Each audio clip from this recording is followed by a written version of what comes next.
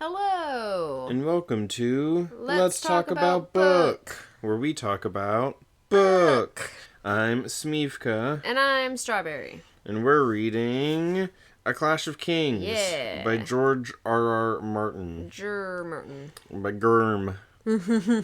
And, what do we normally say at this part, huh? Yeah, we were doing comments at the beginning and stuff. Like, the like and subscribe and reading comments and such. We do them for the the last video that we did the book on. Yes. If that makes sense. Yes. I just had a hard time saying that into words. Because it'd be weird if we were going over the Cradle videos comments. Yeah.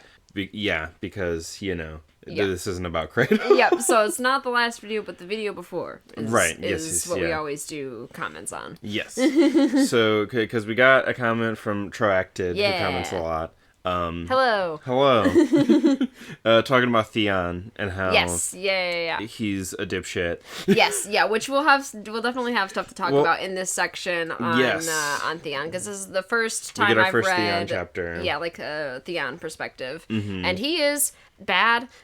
He's bad, but we've got some stuff to say on him. Yes, and we're doing 5 chapters this time. Yeah, it's like Davos, Theon, Dany, Jon, and Arya? I think is the order. I think I was going to add the Tyrion too, but it was another long chapter, so I decided to cut it there. Because like the Davos and the Theon chapters are kind of long, and then Dany's is like fine, but the Jon one's like really short. Yeah. I think Arya's is pretty short too. Yeah.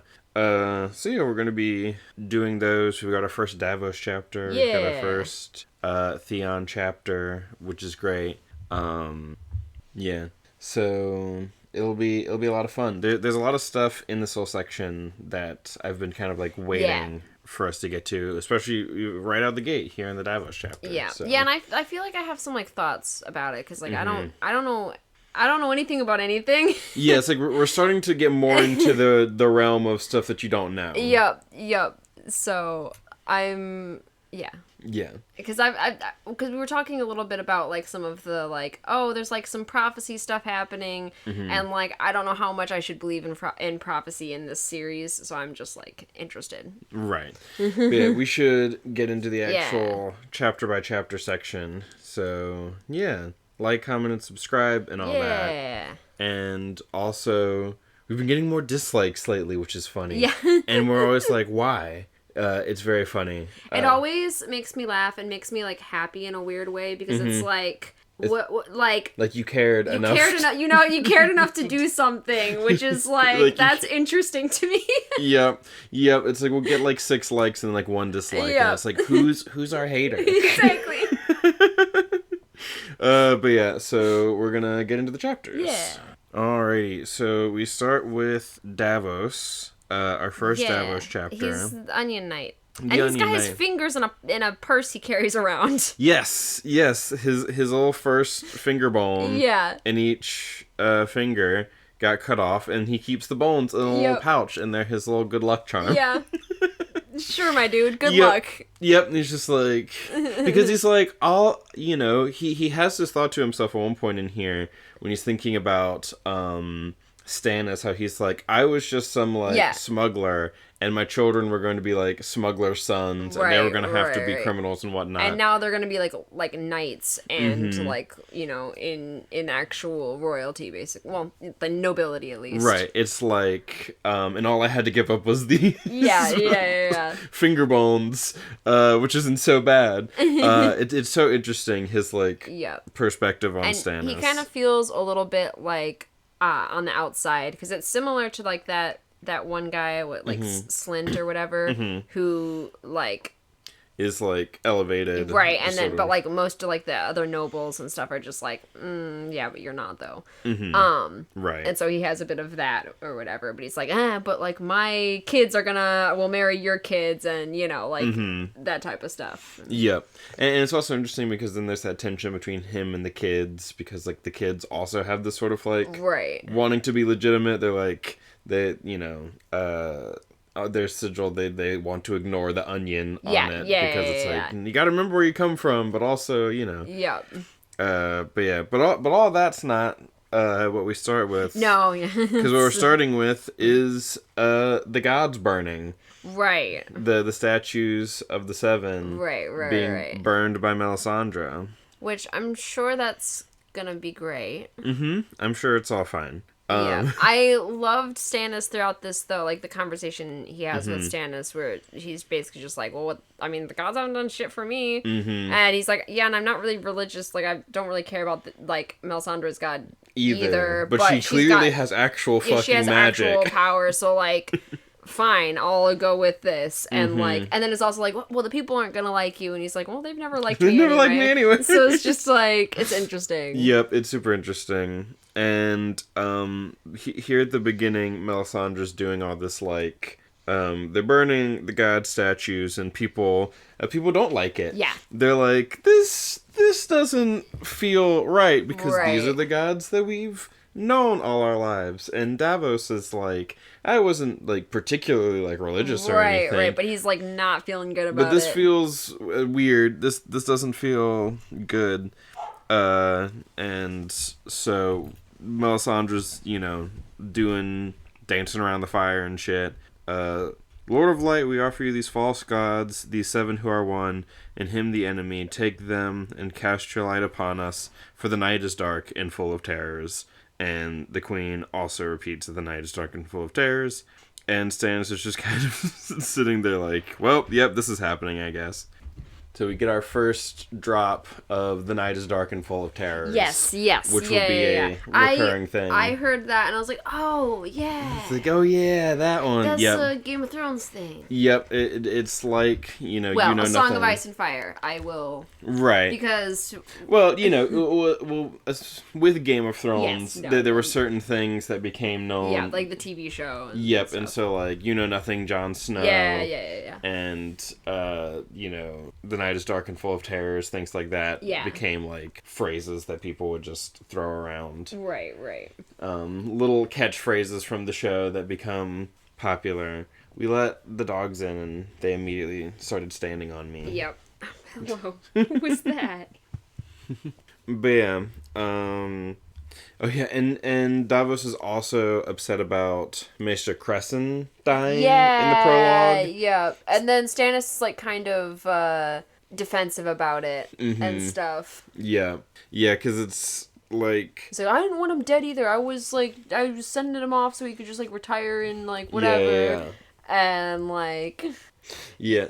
But like, look, if you want to be like king, and there's this whole like, with the whole like, you have the power. Right. If you're just letting Melisandre just do whatever she wants, kill your people, that's not you having power. Right. Right. Like, that's not your throne. Right.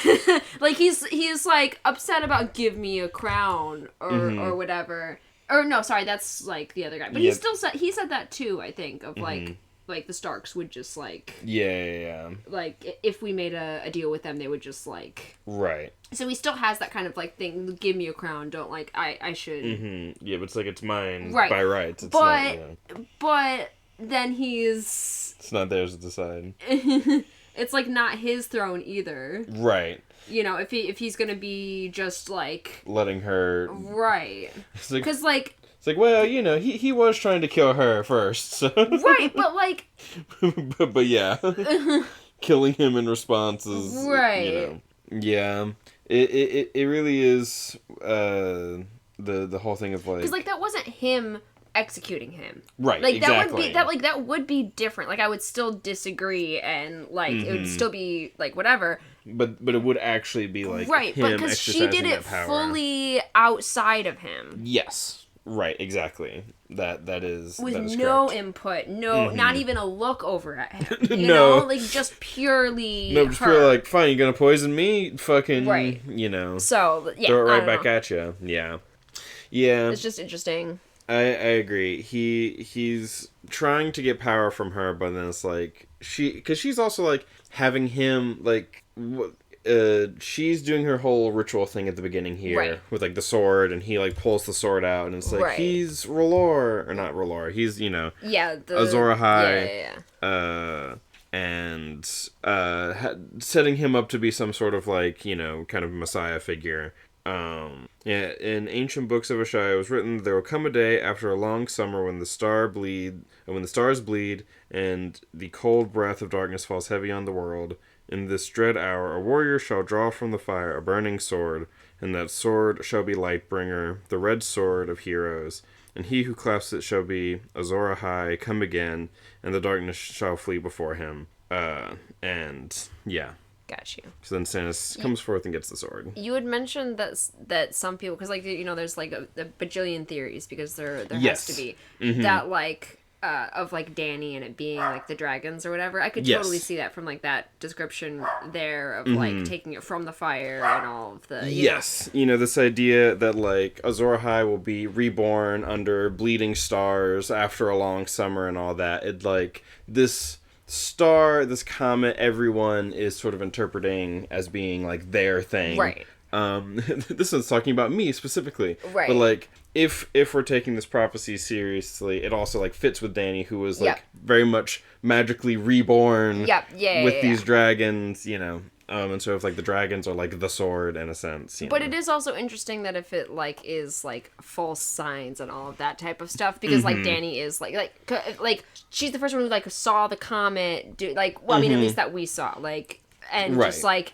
this whole ritual with the comet and everything, it's like, oh, this, like... Yeah, like, it feels like it should be kind of about her, because she was the one who's doing a big magic thing. But then it could just be, you know, well, another person who saw the comet and took it to be theirs, you know? Exactly. Right, so, like... Oh, yeah, it's, like, all the... Just the first one in the chain to think that. Yep, all this, like, prophetic stuff that we're starting to get, it becomes, like, a whole big... Yeah, I don't believe any of it. Right, it's, like, it's this whole thing of, like, how do you interpret a prophecy... Who could this apply to? How are the people? Because, like, that's my other thing is I'm like, is there even a Azor Ahai? Like, what, like, what is that myth? What is, you know, like... Yep. Yeah, it's like, this is just, like, one sort of, like, culture's idea. Right. And whatnot. But yeah. Yeah, Stannis pulls the sword out, and it's this, like, flaming sword. It's, like, green flame and whatnot. And then he, like, you know, immediately, like, shoves it in the ground, and, like, they have to put his hand out and stuff. Yeah. And then, like, the sword eventually, you know, stops burning. Yep, and then, because later they call it, just the burnt sword. It's the not a flaming sword, it's the burnt sword. The burnt which sword. I loved that. That is like, it's not burning, is it? Like, nope. It's burnt. Yep. It burned for a second, but, right. Like, yeah. It's not an ever-burning sword. That was a wow, you put that on fire for a bit. Yep, exactly. You sure did that. And so then we follow Davos, and he goes and meets up with this guy, Salador San. Yeah. Who's like I like him. Yeah, he's like a pirate guy. Yeah. And yeah, when a pirate grows rich enough, they make him a prince. Yeah. And he's talking with him, and he's... Salador San, he's from Essos. Yeah. So he's more familiar with this whole, like... Right. So he's, like, explaining it a bit more. Yes, with this whole Lord of Light religion. You know, the Red Priests have a great temple on Lys. Always there burning this and burning that, crying out to their R'hllor. They bore me with their fires.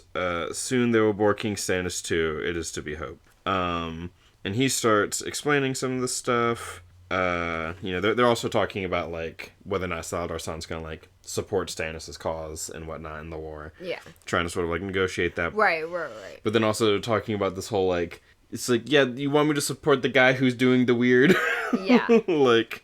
Is this the only, like, legit magic we've, like, seen out, like, is, like, shadow, like, the R'hllor magic outside of maybe, like, the prophetic dreams, like the wolf dreams that, like, Bran is, like have, like, that type of thing. Yeah, I think so. I feel like an actual, like, working, like, spell, I guess. Yeah, because so far the only, like, actual magic stuff, because, like, we know that, like, Miriam Azador did, like, real magic, but she was taught in Ashai. Right, yeah, because, like, that was the, And Melisandre also seems to have real magic, and she was also taught in Ashai. Right. And then this thing that Dany did was also very based on the Ashai, like, magic. The stuff that, like, Miriam Azador was doing, and so Dany was able to do it. And then Bran has had a little bit of, like, magic-y stuff going on where he's been having these, like, prophetic dreams and stuff. And so, like, but that's, so, you know, obviously not connected to, like, a Shai at all. Right. And so far, that's sort of, like, all of the, like, legit magic-y stuff that we've seen so far. Okay. Is, like, Bran's weird dreams that seem to be connected to, like, this, like, weird raven. Yeah. Have we seen any, like, real magic with, like, the drowned god thing happening? Like, we heard a little bit of it, I think maybe in the next chapter. Yeah, in the next chapter, they talk about the drowned god and stuff, but we just haven't had enough, like, exposure to anything drowned god related. Well, unless you want to say that, like, maybe Patchface somehow being alive. Because it's, like, Patchface, like, drowning and then washing up alive and having all this, like, weird shit that he says. People definitely sort of connect to the drowned god and be like, maybe Patchface. Right, because it's very, like, underwater and weird. Yeah, it's nonsense. Like he literally drowned and there's a god who's the drowned god and he's singing about, like, oh, under the sea, things are like this and whatnot. Right. So it's like, did Patchface end up getting weirdly, like, is there something magical going on with him or, you know, made a deal with something? Yeah, right. He just, like, he fucking we've been watching Critical Roles. I'm in a D&D mood. Yep, he's a warlock and right that's immediately what I was like, I mean, because I was thinking of Ford, yes, know, very like... fucking, which the Mighty Nein animated series is coming out soon like, and we're so excited for that. What, like next month? November. It's October. It's November. I'm fairly certain. I don't have it in my brain when it's supposed to be. Yeah, because like Campaign 4 was coming out in October, and then it was November that. Gotcha. Mighty Nein. Yep. But yeah, anyway, we'll get back to this. Yes, but so far that's all the like legit sure this is magic stuff that we've really like encountered so far. Okay. But yeah, Saladar-san is like explaining some of this stuff, and he gives us this whole thing about. Who is Azor Ahai. And he's this hero from legend. There was the long night where, like, everything was bad. It was, you know, fucking terrible winter night forever. And he forges the sword Lightbringer. The first time, he worked for 30 days and 30 nights. And then whenever he tried to quench it, it exploded. Yeah. And then he worked for 50 days and 50 nights. Then he quenched it in the heart of a lion, and it still exploded. And then he got real sad and worked for 100 days and 100 nights and was like, hello, my lover, Nissa, I gotta kill you with this sword. Yeah. And she's like, well, it is what it is. And he quenches it in her, and then it was Lightbringer. Yeah. And, yeah. The Red Sword of Heroes. Now, do you see my meaning? Be glad that it is a burnt sword that his grace pulled from that fire. Too much light can hurt the eyes, my friend, and fire burns. Yeah. He's like, if, like, this is supposedly how the real one was made, with all this, like, crazy sacrifice if we're just, shit. like, burning down some stuff, you know, I don't think it's, I don't think it's that. And also, you don't want that. Right. Like, whatever weird magic bullshit she's on, you don't want it. Right. And it's kind of, like, to what you were saying, where it's like, she's got the real power here, fire burns, you're trying to, like, handle it. Right. And it's just gonna probably end up biting you in the ass. Yeah. And... yeah. Because, like, he didn't have control over her when she was just, like, getting in with his wife, you know? Yeah. So, like, I don't know why you think that, like, you know... I mean, I do know why, because it's like, well, okay, this power, you know, like, I can use it, whatever. And, honestly, she's a woman, so I probably does not really see her as... The same kind of a threat. Right. Yeah. Especially just with this, like, the society you grew up in and everything, you know? Yeah. Oh, yeah, and we get this little bit. Sir Axel Florent, Queen Selyse? Selesi? Selesi? I don't know. The Queen's uncle. And it's interesting because he's, like... talking with Davos for just a little bit about, like, it's like, the Lady Melisandre tells us that sometimes her Lord permits his faithful servants to glimpse the future in the flames. It seemed to me, as I watched the fire this morning, that I was looking at a dozen beautiful dancers, maidens garbed in yellow silk, spinning and swirling before a great king. I think it was a true vision, sir, a glimpse of the glory that awaits his grace after we take King's Landing and the throne that is his by rights. So, like, trying to sort of like play into it and like gain this legitimacy. It's like, oh yes, no, for sure, I saw visions. I saw it, you know, visions of him being king. It's definitely, you know, just like how quickly things are changing over here, you know, especially since like the queen got so into it and whatnot. Right. So probably got her people into it too, you know. Yep, and so now he's the queen's man and I am the king's. Davos can't read. Could decipher maps and charts as well, but letters and other writings were beyond his power. So Davos can't read because he wasn't educated. I just had that underlined. So, and they're writing out like a letter to send, you know, Stannis' sort of demands out to everyone. And he's like, I don't trust ravens. We're like hand delivering these letters so that everyone sees and then he's them. like, oh, I want this many people to go to these towns and say it in these like places or whatever. And it's like, oh, well, if we're gonna be doing that, we might need guards. So he's like, fine. And it's like, I mean, if you want this to be done and them to not be murdered, you probably want to send them some guards. Yep. And it's also funny because like in the letter, they refer to Jaime as just Jaime Lannister, and he says, make it Sir Jaime, the Kingslayer, henceforth. I don't know that we all call Robert my beloved brother either. Yeah. He loved me no more than he had to, nor I him. Yeah, and they switched it to like, what did they switch it to? Because I feel like they said it. It's like a harmless courtesy, a lie, take it out. I don't know if they so they just said take it out. Okay. Yeah, just say take it out. And it's so funny that he's like, no, don't, like, call Jaime Sir because he's still a knight, but call him Kingslayer as an insult. Yeah. He has this weird... Yeah. Like, I don't know, his relationship to, like, the truth and being honest. Yeah, but I'm not gonna lie about it. I'm not gonna lie about it. Yeah. But then also, like, but I am gonna support this god that I don't actually believe in because it helps me. Right, which is, like, you don't feel like you're lying there? Yeah, it's just, like...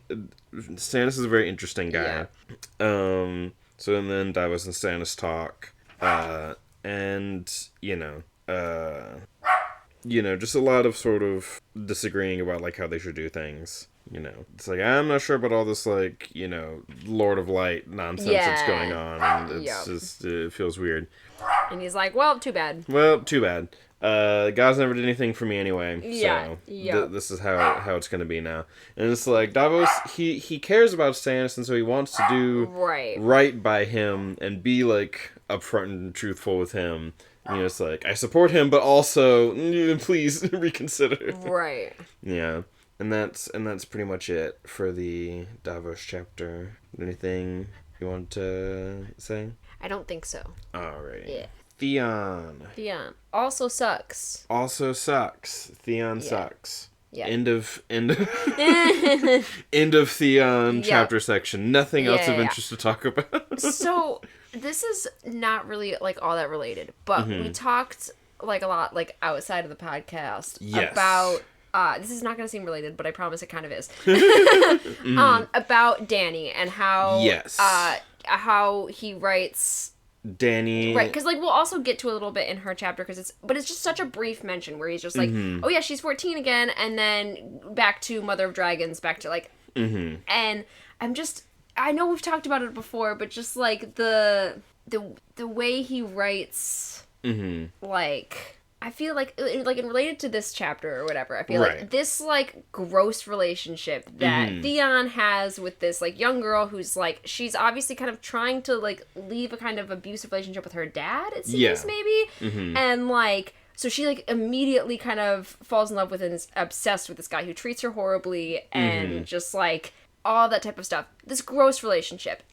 And then... you have, like, Dany, who, like, she's sold into, like, sexual... I mean, she's, like, sold as a wife to Khal Drogo. And it's, like, because he's so good at writing these, like, toxic, like, horrible relationships, I wish it would have transferred more into Dany and Drogo. Like, it just felt too, like, niece and knight and... None of those words worked. None of them worked. I'm like, what? Neat or nice is what I was trying to say. And yes. I was like, niece? Niece and knight? What? A niece and knight relationship is a very different... Right. But, yeah. Yeah. Just, like... Yeah, where it just sort of gets, like, we just kind of brush over all that old problematic stuff. Right, but, because it just bugs me a little bit, because it seems like he wants to show it as, like, fucked up, but then he keeps making it, like... He also wants to be, this loving, you know, like, this... Like, because whenever she, like, thinks about him, she thinks about, like... All the good stuff. Right. And it's not even like, she thinks about all the good stuff, but then also there's, like, a tension with the bad stuff. It's just she remembers the good stuff. Right. Yeah. Which, like, you know... And we'll get into it, like, more once we're actually, like, in the chapter, probably. Yeah. It's like, you know, because you could still be like, oh, Dany only wants to remember the good things. Right. But, like, you should still then, like, pull in this, like, tension of, like... You know, it's like, make it clear that it's because Dany is trying to just, like, only remember the good things and not think about the bad things. You can make, like, as opposed to just sort of it feeling like, we, the audience, are also just sort of supposed to only think about the good things. Right. And because it's, like, portrayed as, like, actually a fully, like, pretty much a good relationship for her. You know, like, it's, and, like, and then she's, like, immediately treated as this, like... woman now, like she like because she's had these kids, these dragons, right? And like, and then also like all of this like sexual experience that just like is just not treated like in the same way as like, I don't know. Yeah, as like in here where this like yeah, where it's this sort of like weird like coercive sexual relationship and whatnot. Yeah, it's just sort of like he's really good at it in some places and then like less good at it. Right. I felt like it either needed to be like not focused on and not made a thing, or made more of a thing. Yes. It's just like the fact that it's... In like an uncomfortable middle ground. Yeah. Because like, we do still keep reminding that, oh, she's only 14 and stuff. But we don't linger on it enough to be like, hey, isn't this like fucked up and like... Right. It's just like... Anyway. Yeah. Anyway, look at this like mother figure, you know, like... Yeah. But... Yeah. But that's enough about Dany for this Theon chapter. Yeah. It just like kind of because of the kind of weird fucked up like just like the ways relationships. In which the ways in which George like does relationships and because like I love his toxic like horrible relationships, like they're like written really well and they're like good, so I feel like that's why I'm like this one just like isn't hitting in quite the right way, and not a way that like makes me dislike any Dany chapters or anything like that. I always enjoy, you know. Yeah. But yep. Theon's heading back. Yeah. To his family. Right. And he has a letter or whatever. Yep, he has this letter from Robb. It's like, all right, I'm going to be delivering this, and he's, like, offer. super proud of it. Yeah, because he's like, I came up with these terms to, like, you know, give my dad a crown and all this sort of stuff. But he doesn't think of it as give my dad a crown. He thinks of it as give himself a crown. Yes, because that would suddenly make him a prince and thus basically a king. Right. You know, it's like he's already, like, jumping all these steps ahead. Yeah. And that's a big part of his... He's like, where are my troops? He, like, gets there. He's like, where are my... You know, like, he's fully... It's like, there should be people, like, waiting for me and, like, excited to, you know, see me and whatnot. And, you know, it's like, also, I've been away for so long. I've been a hostage for so long. Aren't you, like, excited to have me back and whatnot? But then he gets there and there's no one there. Yeah. It's just like, what? But the thing is, like, also, like, while he's on the boat, we get some stuff where it's just, like, him thinking about back home, because like I've been away from home for so long, and so he's thinking about home and like the differences between where he's like the Iron Islands, they're Vikings basically. They're very much meant to be Vikings, and so it doesn't matter. Because I've seen some people be like, oh, you know, they're kind of stereotypical Vikings, but like Vikings weren't just, you know, reaving and pillaging and all that sort of stuff, you know. It's like, well, also the Ironborn, right? They aren't, they've got more going on than just that, right? But that's just their, But also, this is fantasy, and we're focusing more on that part of the culture, right? Because the Iron Islands are like these small set of islands, like kind of off the coast. So they get all of their shit from, or they got all of their shit historically from, like, going out and... right. Pillaging and whatnot. And so they're very, like, you know, you pay the iron price, you steal it rather than paying the gold price for it, and that, you know, what it means to be a man in this society. That's, you know, it's like, oh, you have your, like, your salt wife, which is the women that you take while you're out at sea and whatnot, and just like all this stuff that kind of informs Theon and that culture, right. That he's sort of been away from, but then coming back to, but then also whenever he left it, he was just like a small child. Right. So he just kind of has this idealized, like, kind of what he thinks of. What he thinks of it to be. And then there's the drowned god. Every captain was a king aboard his own ship. As was often said, it was small wonder they named the islands the land of 10,000 kings. The drowned god makes men, old King Euron Redhand once said, thousands of years ago, but it's men who make crowns. And so it's like, they have like a different sort of ideas about like kingship. Right. And like, kingship isn't like this divinely ordained thing, like, you know, it maybe is over in sort of Westeros proper. Right. It's like it's like what you can take, basically. Yes, it's like it's what you can take is what your kingdom is. Right. Which is also what the view of Westeros proper is, but they just don't say it. Exactly, because it's like, you know, because like that's the whole kind of point of this book is everyone's claiming to be because of their specific, you know. Yep, thing. it's like everyone claims legitimacy in their own way. Right. But basically everyone's just conquering each other. Exactly. You know, it's like because this is something that like me and my friend would talk about in college when we were reading this, where it's like Robert has as much right to be king as the Targaryens did, because how did the Targaryens get their right? By conquest. Exactly. They have it by right of conquest, and so then he conquers them, and so it's like, so what right do, you know, Viserys and Dany have to be like, oh, well, we're the rightful ones, when it's like, now you got conquered, same as your ancestors did to Westeros, so like, go fuck yourself. But you know, everyone's got their own justifications for it. And Theon, he thinks about Winterfell. I was a boy of 10 when I was taken to Winterfell as a ward of Eddard Stark, a ward in name, a hostage in truth. Half his days a hostage, but no longer. So he's 20. Roundabouts, and he was taken when he was 10, and he doesn't really like Ned. Which, I mean, that makes sense. Ned is a strict person anyway, and then you have, like, dangling over your head that, like, you know, be a good hostage, you know? Yep, and being taken at 10, it's not like he was some small child who has, like, no memory of his, like, family before he, like, actually knew his family as a 10-year-old. So it's like, you just get, like, fully uprooted, and now you have to be with Ned, who's like, I'm kind of your dad now. Here are your siblings, I guess? Yeah. So he only really likes Robb. Yeah. He's like, Jon was too sulky, and the other siblings were... They were too young. They were too young. But, like, Robb, he was chill, I guess. Robb's like, Robb's kind of cool. Yeah. And it's, like, kind of sad, and also, but also he sucks, and you're like, you kind of don't want him to be around and friends with Robb. Right. Yep. But, like, also...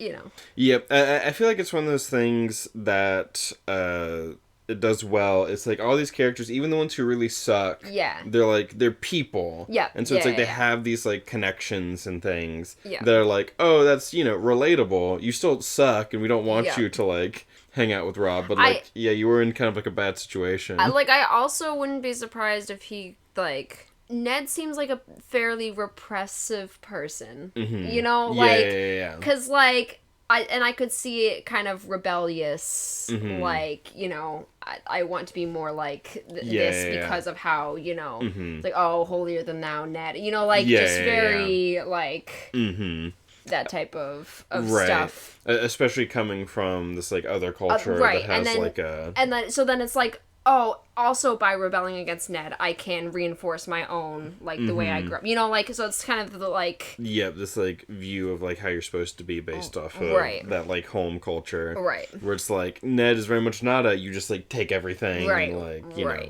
might makes right power sort of thing. Yeah. It's about the law, which the law's a little might makes right, but don't worry about it. Right. Yeah. Yeah, once when they kept the old way, lived by the axe instead of the pick, taking what we would, be it wealth, women, or glory. But Aegon the Dragon had destroyed the old way when he burned Black Heron. Right. It's like, well, turns out we live in a kingdom now, and we can't exactly go around raiding our neighbors like we used to, because there's laws and shit. Boo. The Greyjoys' words boasted that we do not sow. They're like, we don't plant and harvest, we steal. We're all about stealing over here. It's our whole thing. But, Theon gets there, and, this girl that he was with is super distraught about it. Yeah, and she, wants him to take her with him. She's like, I'll stay in the town, or whatever, and all that. And he's just like, no, bye. And it super sucks. Yeah. And he's like, where's all the people who are supposed to be here being so happy that I've returned? Right. And he, basically goes to get a horse from an innkeeper. And no one recognizes him at all, and he's, pissed. He's pissed that no one recognized him. It's like, also, dude, the last time you were here, you were 10. You look a 20 little different. now. You look a little different now. Oh, you're that 10-year-old that I probably never even, fucking saw. Right. But then he runs into his uncle. Yeah, and he's like, oh, I remember this guy. He was, fun and, cool. Mm-hmm. And he's like, this guy sucks. This guy sucks now. Damp hair. What? Damp hair. That's what they call him. Got you. Yeah. Theon heard the innkeeper murmur, damp hair. Tall and thin with fierce black eyes and a beak of a nose, the priest was garbed in mottled robes of green and gray and blue, the swirling colors of the drowned god. He's got a water skin, and he's got dried seaweed. Yeah, and then he pours water all over him. Yes, he pours seawater on him, and it's it's interesting because they have baptism because they're sea god people. Yeah. Well, I don't know if the Seven we've really had them be all about baptism. I think they're more anointing with oil types. Uncle Aeron. It's Aeron, Aeron. But the other guy calls him Damp Hair. Got you. Because he's a water priest man. Yeah. I just assumed it was Aaron, Yeah, no, it's Aeron. Yeah. Because I was listening to it, not physically reading it, so. Right, yep. Uncle Aeron, and he's like, your Lord Bother? Your Lord Father. Well. Well, bid me to come fetch you. And so he goes with him. Yeah, and then his dad's like, yeah, I'll see you, when you freshen up or whatever. Mm-hmm. Didn't come to, see him or whatever. He's like, oh. Yeah. Why are the long ships hosting? Why have long ships ever hosted? It's we're gonna be fighting soon. We're getting ready. Yeah. Also, your fun uncle will probably be a bit more of a fun uncle when you're young than when you're a grown adult. Mm-hmm. Even with other changes and stuff. Right. Yeah, but it's he has become very religious for some reason. Yeah. Tell me true, nephew, do you pray to the wolf gods now? Yeah, because it's you were there for so long, and he was a hostage. Yeah, he was a hostage, and it's Ned Stark prayed to a tree. No, I care nothing for Stark's gods. Good, kneel. And then he just pours the water over him. Let Theon, your servant, be born again from the sea as you were. Bless him with salt, bless him with stone, bless him with steel. Nephew, do you still know the words? What is dead may never die. What is dead may never die, but rises again, harder and stronger. So, them's the drowned god's words. What is dead may never die. Because it's the drowned god. Yeah. Past tense, already dead. Yeah. So they have a weird, undead, drowned water god. Yeah. Which would make sense with the bringing that guy back to life, mm-hmm. Patches or whatever, if that's the case. Yep. that's one of those things. It's like, it's one of those theories that you're just like, yeah, that feels right. Like, we don't even... No, right. But it's just like, I mean, like, what the fuck else explains why this dude is the way he is? I have more, like, big world theories because of stuff. This is, again, more in Dany and Jon's chapter. So, like, actually, maybe I'll shut up about it until we actually get to it. Yep. Theon's chapter, see, that's the thing. Theon, in this chapter, he's like, everything's all about me, and then he gets home, and it's like, nope, actually, it's not all about you. Yeah, I feel like a little bit bad for him, but, like, it's kind of hard to feel bad for him when Martin opens the chapter being like, this guy is a piece of shit. Yep. This guy is a piece of shit. And then, super full of himself. Here we go. And then it's like, and then he has to meet up with his father. And you're like, yeah. It's like, yes, this is why you're like this. Yep. And it's like... That, and then being raised in, like, I think probably fairly strict, not like strict, but like different type of strict. Yes. Like... A different kind of strict culture. I feel like it's the combination. Yes, it really is the combination of the two. Because he then kind of gets the self-righteousness of the Starks. Like, in a way. Yep. While he's, like, still a piece of shit. And it's so funny because it's like, he's a piece of shit, and then we see him absolutely fucking, like, dealing with his father, who's, like, just putting him the fuck down. And it's like, you're like, yeah, but also, you're, like... You're putting him down for not being enough of a piece of shit.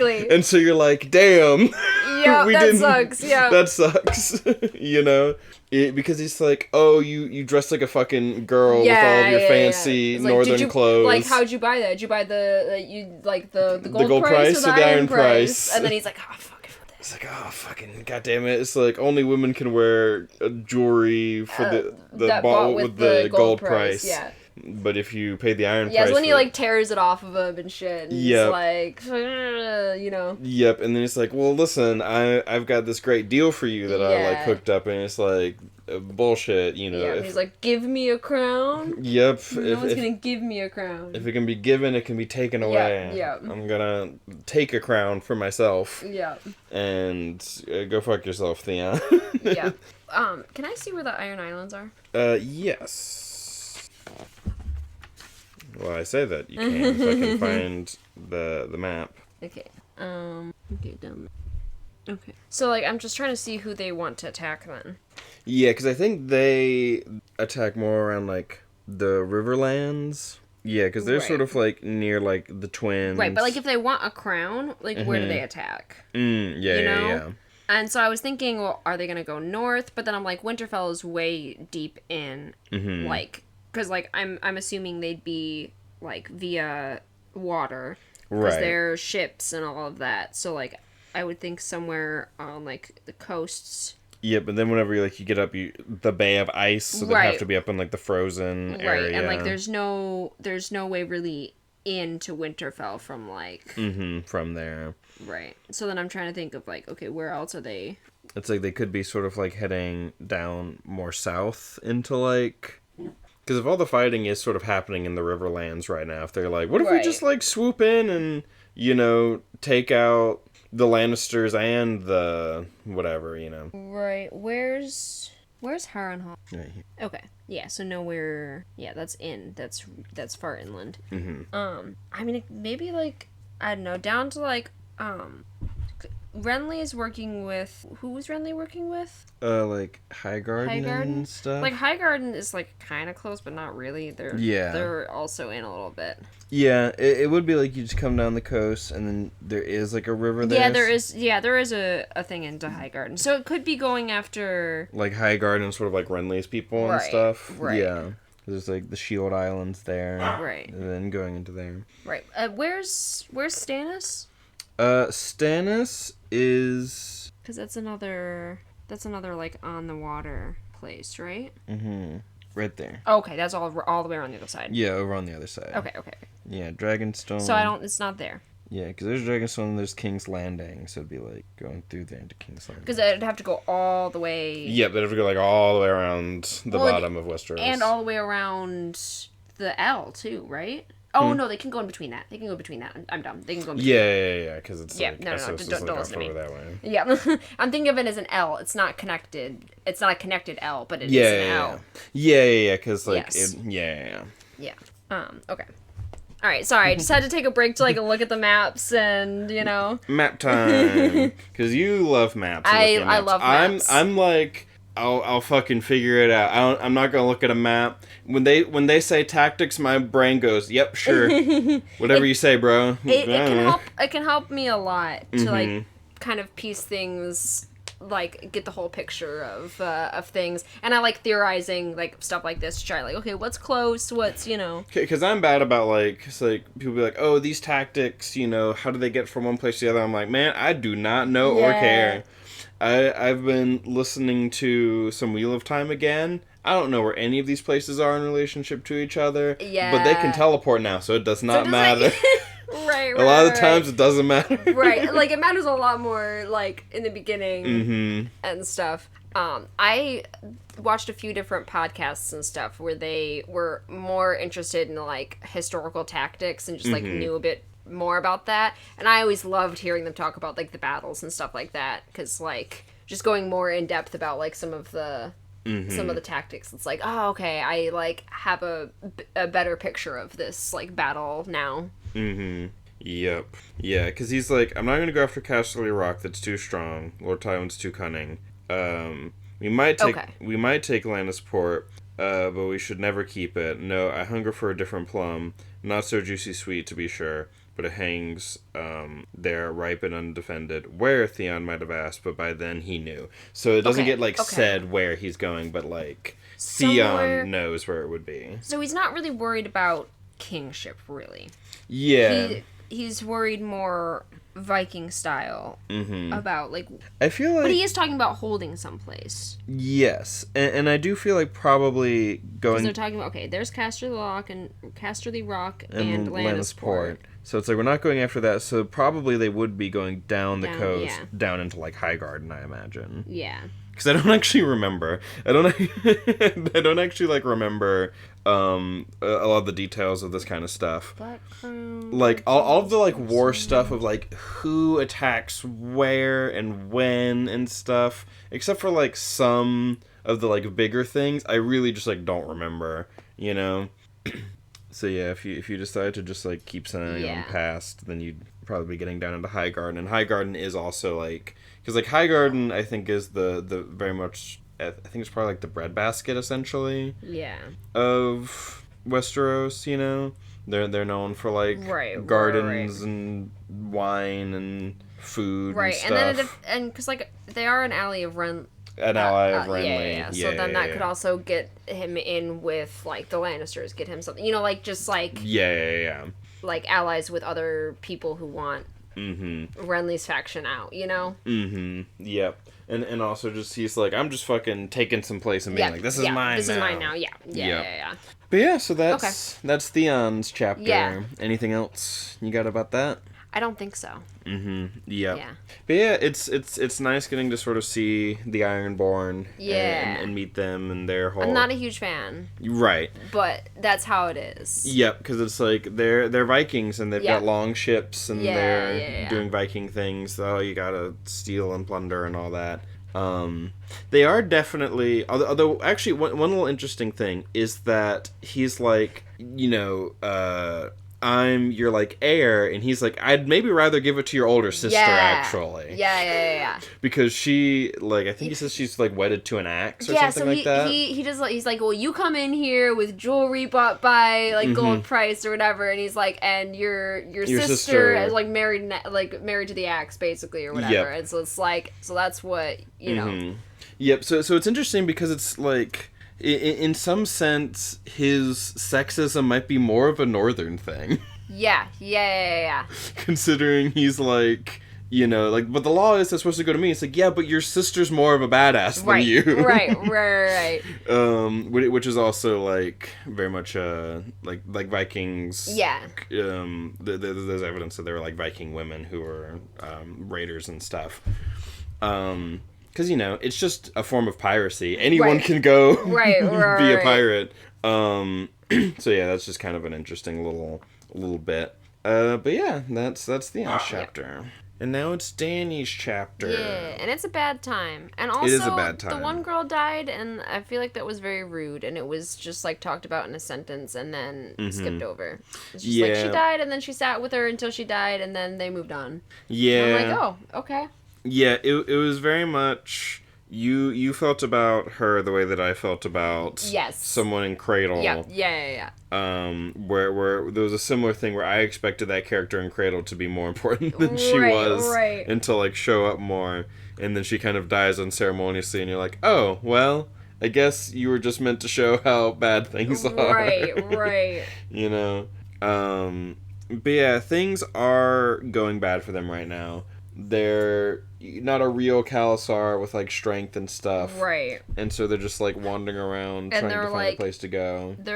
She's, like, following the star? Yes. Or whatever, the comet. Right. And, like, yeah, this is my star, and it's pointing me the way. Also, we couldn't really go anywhere else. Right. Yep. Yeah. Yeah, because, like, there was, like, other Khalasars that they would run into and get, like...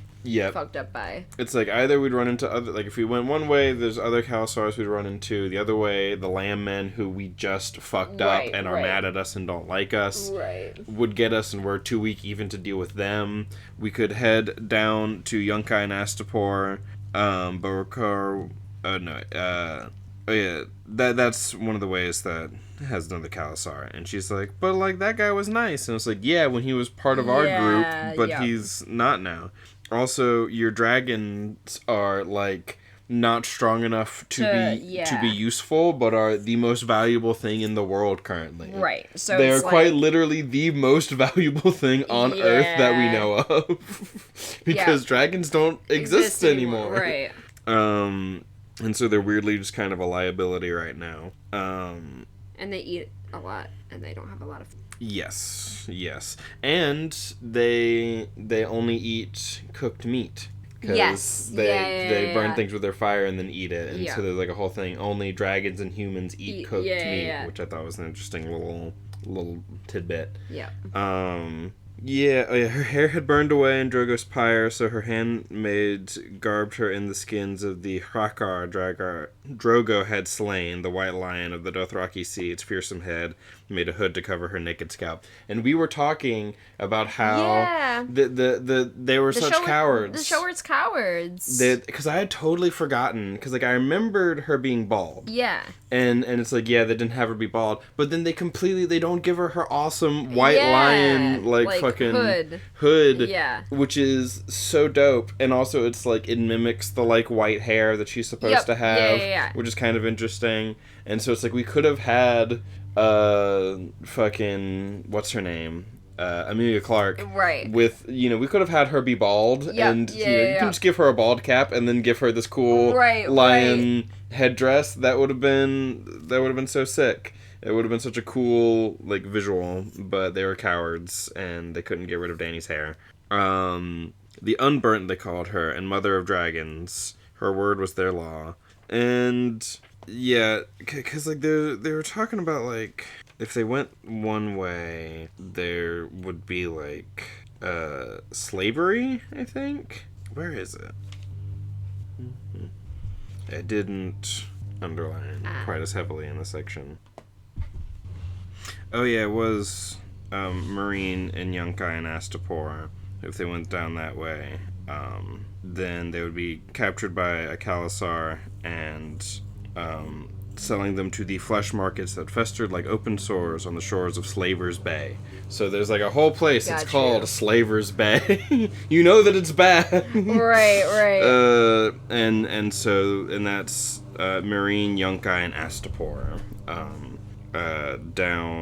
Down river, which I don't know which cardinal direction that is. We don't get like a map of Essos. Yeah. Unfortunately. That's sad. I mean, like, the map of Essos does exist later, but, like, right now we don't have one. Isn't it in the first book? Didn't they have it in the first book in the other edition?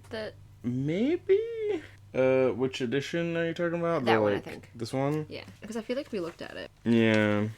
Because I know that, like, at a certain point in time, okay, maybe not. He didn't have all of Essos, like, mapped out. Maybe it was the big world one that you have. Yeah, because you have the world book. I do have that world book, and it has, like, Essos and stuff. Because, like, at a certain point, Essos was not mapped out fully. Yeah.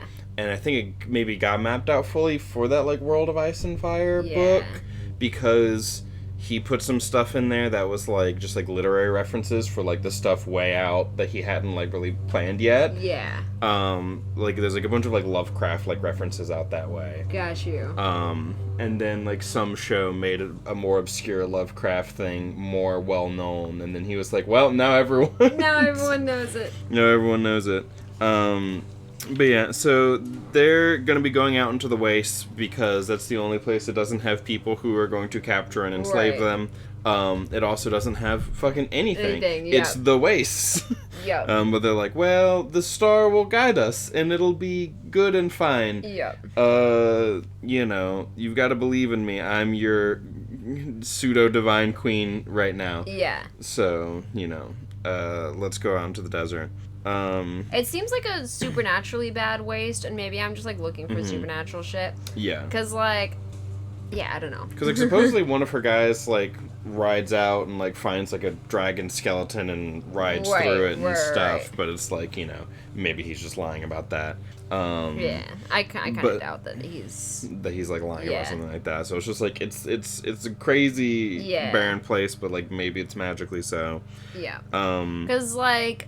I don't know. I just, like, almost have a... And maybe I'm just completely being, like, crazy. Mm-hmm. But, like, I almost have, like, a vibe of, like, some sort of... Like, in the way that, like, the winter and cold and, like, the... Zombies and shit. Mm-hmm. Yeah, like the White Walkers from and the stuff. north, like... And then there's, like, maybe the wastes and dragons from, like, the, like... east, and like they're both kind of converging at the same time. But maybe I'm just being fucking crazy. No, you're cool. But yeah, we get names. Dany names her dragons. The green one is Rhaegal, named for her brother Rhaegar. Yeah. The cream and gold I call Viserion. Which is so funny. The golden one you named Viserys, the one who was killed by gold. By gold. Yep. We'll call Viserion. Viserys was cruel and weak and frightened. Yet he was my brother still. His dragon will do what he could not. Yeah, it's also very, like, Albus Severus in a way. Yes. Not really, but, like... Yes. It's like, this guy fucking sucked. Yeah. But his dragon, I'll name this dragon, and the dragon will do better than my brother did. That's also... Yeah. And then the last one, the black one, is Drogon. So... Right. Yep. And, they're out there riding... And we get some, like, different places name dropped. Yee, Karth, Ashai by the Shadow. There's other places out here in Essos. You know, things are bad, people are dying, but they do come across a place that is weirdly okay. Yeah, which I don't think is okay. I don't like it. And we also have, like, 3 chapters in a row. This chapter, next chapter, and the chapter after that, where our protagonists are in, like, this spookily empty, like, town. Yes. They're, like, traveling, and then they get there, and they're like, this is, like, way too empty, or whatever. And for, like, 3 different reasons, it seems. This one, I don't trust it. Yeah, it's like an empty city. There's, like, food, like, fruit trees and, like, water everywhere, and they've been in the waste, and, like, everything around this city is still waste. Yeah. Like, it's not, like, just at the edge of the waste, and then, like, okay, we found a nice city. It's, like, in the middle of the waste, and then we have to travel through the waste in every direction to find anything else. That's what makes it freaky to me. Yeah. And they're like, oh, ghosts here and stuff, and I'm like, maybe it's not ghosts, but, like... something. I don't know. Because it's also very, again, like, the North. Because, like, with Jon and his group, they come across a bunch of empty, like, city, like, little towns and, like, villages, like, all that type of stuff. And it's, like, it almost seems, like, similar but different. Like, yes, like, they're sort of, like, paralleling each other. And almost people coming back to life in different ways. Like, like White Walkers in the North and then, like, I don't know, ghosts or something in some way like here. And again, maybe I'm just trying to fucking like read into it and make parallels or whatever. But yeah, it does like back to back we get like out in the waste there's this like abandoned city, and the next chapter we're gonna get like out in the frozen wilderness, abandoned settlement. So yeah, it does feel like it's kind of paralleling each other. But yeah, so it's like, well, like the ghosts, but figs, and we need to eat, so we're gonna just fucking stay here. Like, what else are we gonna do? We're gonna just like not eat here, right. and die out in the wilderness. Yeah, and it's like shelter too, so they're like settling in a little bit. Yep. Which just also gave me like Shadow Logoth vibes, like more than the other towns and like the empty towns and stuff, because this one's more like a city, like full. The other ones were smaller, but this is like a full empty, like built like stone built city or whatever. So then it just really reminded me of Shadow Logoth, which is just like bad vibes. Yep, I think the one who died was Dorea. Yeah. Dorea. Yeah, her girlfriend died, and they just like gave it 2 lines, and then Yeah. Yep, her girlfriend who taught her how to fuck good. Right. Yeah, but she still got Eerie and Jeekwe. Yeah. So there's that. Danny's like... Because that's the other thing, is because he does portray it as, like... I don't know. I will shut up. No, you're good. You're allowed. The whole podcast exists for us to give our thoughts. Yeah, so it's just, like... Because there was the aspect of, like... It was not a good time for her until she, like... It was, like, treated as her fault that, like, she wasn't, like... That she wasn't engaging like, sexually good enough for him, and so that's why it was, like, shit for her. And it's like, okay, but that's not what was happening here. She was 14 and sold into... Right. You know, like... Yep. And so it's like, while it's, I think, intended to be this thing of, like, her gaining sexual agency, it inadvertently ends up being this thing of like it was her fault, she didn't do it good enough, and then once she did, then she was able, you know, like it's like once she learned how to fuck good, then she was able to enjoy it, and so it's like it's on her to like learn how to fuck good rather than like, which is why like with the Theon chapter it's like it's treated as like like she's not doing anything like wrong, like like she's trying to get out of a bad situation, maybe like it falls a little easy, you know, but she's in a bad situation in general, and it's treated that way, and it's treated as he's like taking advantage of her and all of that. Yeah. And I don't know, it's just yeah. Oh yeah, for sure. It's and then he's always mentioned in a good light. Yes. Like Drogo's always mentioned in the most like reverent of, you know. Yeah. And yeah, it's just a whole. Yep, Drogo gets to be her like cool black dragon, and whatnot, you know. And it's like Viserys is like, oh, he sucked, but I'm gonna name him after him and he'll do better. Drogo, it's gonna be Drogo, and there's not even like always my moon and star, my sun and star, whatever. Yeah, that something is. Like that. It's always this like, and I feel like he could have done that, where it's just like she really clings on to this relationship, but it's also shown as like toxic or fucked up, like that like reverence that she does hold from him. I think I just kind of want that like tension. Yes, I agree. Yeah, I think it does kind of get glossed over a bit too much, where we're supposed to just be like, no, actually the relationship was like basically fine. Right. Yeah, and it's like we don't even get like a thing one way or the other. It's like it's just Drogon, and it's like not even like for how good he was or he was bad. It's just like stated because like we know how she feels about him by this point, because it's been stated so often how much she, you know, like yeah. But it is interesting, like. And we get Jorah's backstory. Right. Where there was, this lady who he falls for, and, Liness. I had Aranessa in my head because we've been watching Campaign 4. Yeah, but I just had Lady Aranessa, and I'm like, I know it's not that because that's literally. Yeah, but it's Liness, Lynesse. Yeah. And she was beautiful, and you know she was like a goddess. And he like, you know, like one attorney, he like won the jousting, and like, you know. Named her Queen of Love and Beauty or whatever the fuck, you know? Yeah. And then it's like they get married and they go back to Bear Island. Yeah. And he's like, I wasn't a jouster in general. Like, he's like, this isn't even my thing, but I just like I'm like, I can do it, for her. And it was like one of those like magical moments or whatever. Yep, it was all amazing. It's like Jamie and I, we like. Yep. You tilted at each other like a whole bunch of times, and it was a draw, but they gave it to me because and it was so exciting. And then we don't have our fairy tale ending because turns out we just didn't. She wanted something completely different. And wanted like finery, but Bear Island isn't like a really like rich place. Right. And so I maybe did like oops a little slavery to pay for her, her habit or whatever. Her tastes. And then Ned decided to do a little arresting me about it. Yeah.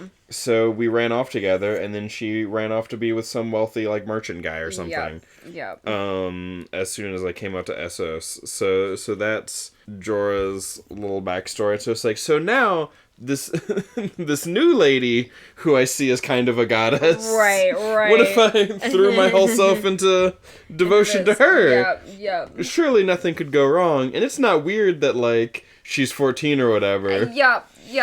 Not at all. Because you can tell that he's like, it's like he's weird about it, but not so weird as to be like. Right. It's like he's like, at least he's not fucking Viserys about it. Yes, right. Yeah. Not a super high bar, but right. I think he is like very loyal and very like. Yes, it's like yay, Dany's got like someone in her corner who like cares about her, but he is also like kind of weird and obsessed with her in some ways. But yeah.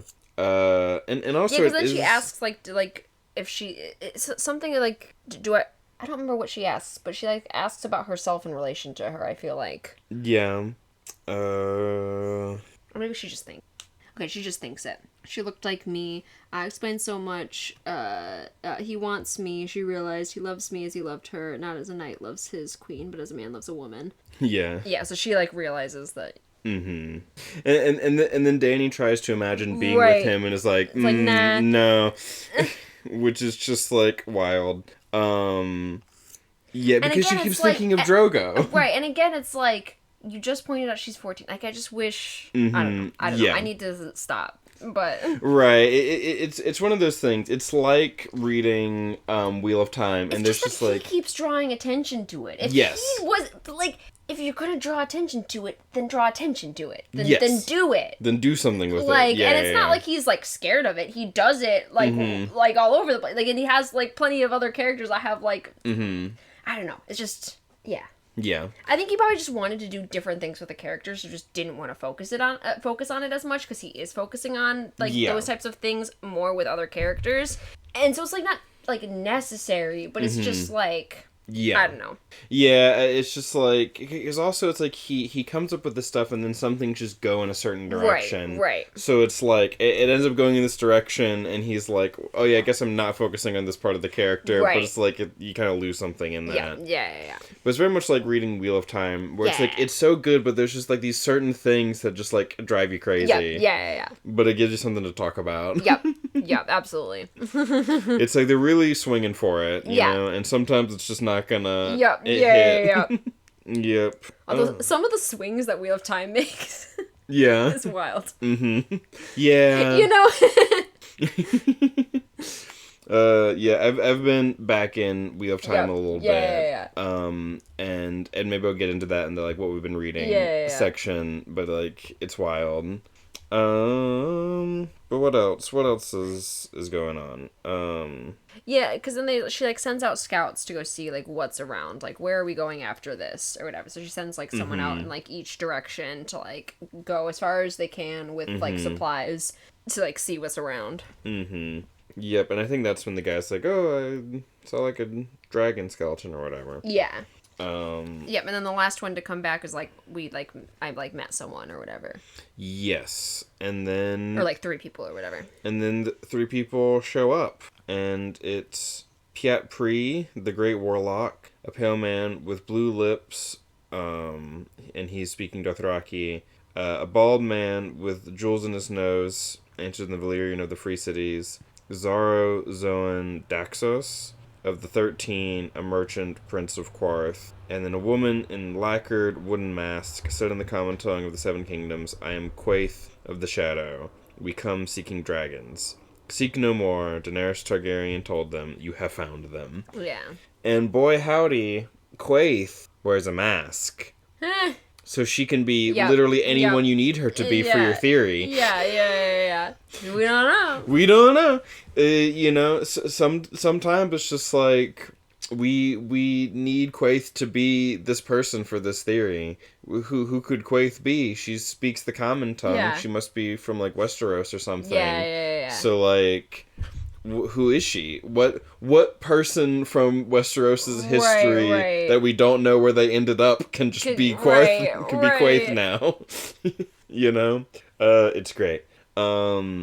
So yeah, that's Dany's chapter, and I was listening to Alt Swift X, doing his Game of Thrones abridged, where he like goes through the different chapters and talks about them. Right. And he talked a lot about how there's sort of like 3 wise men. Yeah. In a sense, it's like we're following a star, right? And then 3 wise men show up and to meet the children. Yep, to meet the children. So it's just kind of like there's like wandering, like there's a lot of like just sort of randomly thrown together, or prophesied, something or whatever. Yep, it could also be that. Because like there was a shadow person there, so it could be like looking for that type of shit. Yep. And so it's just like, and also they're wandering in the desert, which is very biblical stuff. You know. We got that kind of shit going on. We're out east wandering in the desert. Yeah. Yeah. So that's Dany's chapter. Is there anything else you want to go over? I don't think so. Alrighty. It's Jon. Yeah. It's a Jon chapter. White Tree. The village was named on Sam's old map. It's like a little wildling village that's been abandoned. Yeah. And it's called White Tree because weirwoods. Yeah, there's, like, great big weirwoods around, and there's, like, bones. Those are not sheep bones, though, nor is that a sheep's skull in the ashes. So there's, like, so it's, like, around the tree, there's, like, these, like, burnt bones. Yeah. But it's, like, they don't seem to be animal bones. It seems like human bones. Like, there's maybe, like, weird human sacrifice shit going on in regards to the tree. Yep, and they're like, it's an old tree, and powerful, Jon thinks. My lord father believed no man could tell a lie in front of a heart tree. The old gods know when men are lying. Yeah, and then didn't someone say something to that? Oh, it's just my father believed him. Okay, sorry. Yeah. And there's also, they said that the wildling burned their dead. Probably because we know that... because of... They don't want them coming back.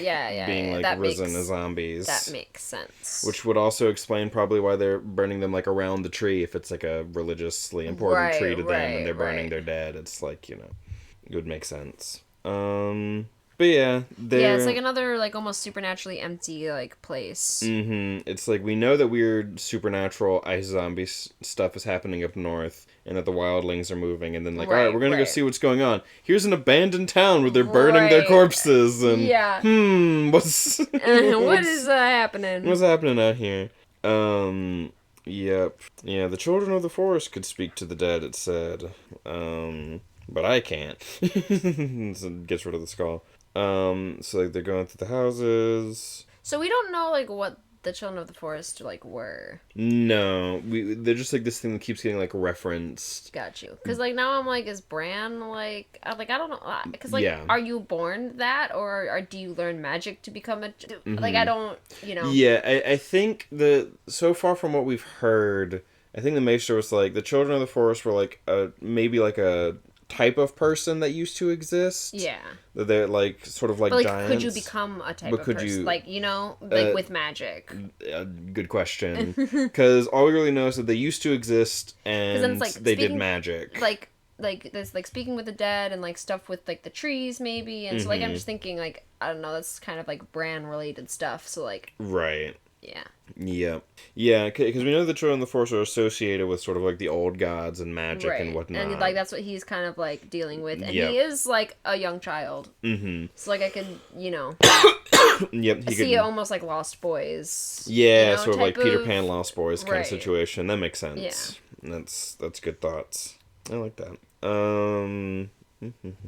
Yeah, I've been on like just pure like nonsense theory it's the mode best in this book. Like I'm just pure throwing things everywhere. I mean, like, this book has, like, just more magic than the previous one. So I'm just like, I don't know, maybe this is magic. Maybe this is magic shit. So now suddenly the doors are wide open for all kinds of, like, weird theory shit. And it's fun. I love hearing all of those, like, wild guesses about what's going on. Yep. Because, like, especially related to the magic, like, I really don't know. Yeah, because the magic's so mysterious. You know, we're not getting, like, we're not getting anything even close to, like, rules when it comes to magic, other than, like, I don't know, blood, maybe? Yeah, which can be fun. Like, I I like both. Like, I like, you know, hard, like, rules, like, learning all of it. Like, I like that. But I also like... I don't know, it's magic, anything can happen. Like, what is this? Especially with, like, the weird, like, fucked up tinge it has, where it's, like... Yeah, because it's, like, so far the only thing we really know is, like, back in the first book, they're like, oh, only death can pay for life. Right. But then it's, like, but then we have, like, magic shit going on with Bran that doesn't have anything to do with any of that kind of shit. Where it's just, like... Because that was also, like, life for life type of magic. Yes. Like... Well, this is, like, prophecy shit. Like, or, like, you know... And, like, kind of connection to the earth, almost. Or connection to the world, like, to nature. Because it's, like, all with, like, the trees, with the, you know... Yep, because it's always, like, the trees and the wolves and just sort of, like, he's flying, but it's more like, oh... following, like, the winds and seeing the mountains and the trees and all that sort of stuff is always, like, such a part of it. Like, as a bird. So, like, it's still, like, nature. Yep, so, like, he's being a bird, he's flying, there's, like, the ravens and whatnot, you know, it's just, like, a whole different sort of, like, set of imagery. Surrounding it, as opposed to, like, fire and sacrifice and all that kind of stuff. Yep. But, like, because, like, like, that's also still has, like, a kind of tinge to it with, like, the trees are very, like, creepy looking with, like, the like, blood red, like, with its carved where it looks like, like, red like that. And then, like, we have, like, these, like, the wildlings that are, like, kind of related to, like, to that. And they're doing, like, sacrifices of some sort. So there's also, like... Yep. At White Tree, Mormont's Gold, he's, like, writing out, like, letters to, because he's, like, I don't want, like, if we get lost out here, people need to, like, know. Yeah, I don't want what we've been sitting trying to, like, wait for someone to come back. We, need to give the information. Yep, and so he's, like, writing out letters and stuff. At White Tree, the fourth village, all empty, the wildlings are gone. So, like, this is the fourth empty village that they've, like, come across. And so it's like, writing the letter, Sam is tending to the ravens and whatnot. And he's, like, doing good. He's, like, not really all that scared anymore. He's just kind of chilling, and Jon's like, everyone else is, like, way scared, and you're just so chill right now. Instead of just, like, I don't know, I'm just out here. Yep. It's just like, actually, this isn't as bad as I thought, and, like, I'm hanging out with the birds, and I'm teaching them how to, like, say words and whatnot, you know, because you can teach ravens how to talk and whatnot.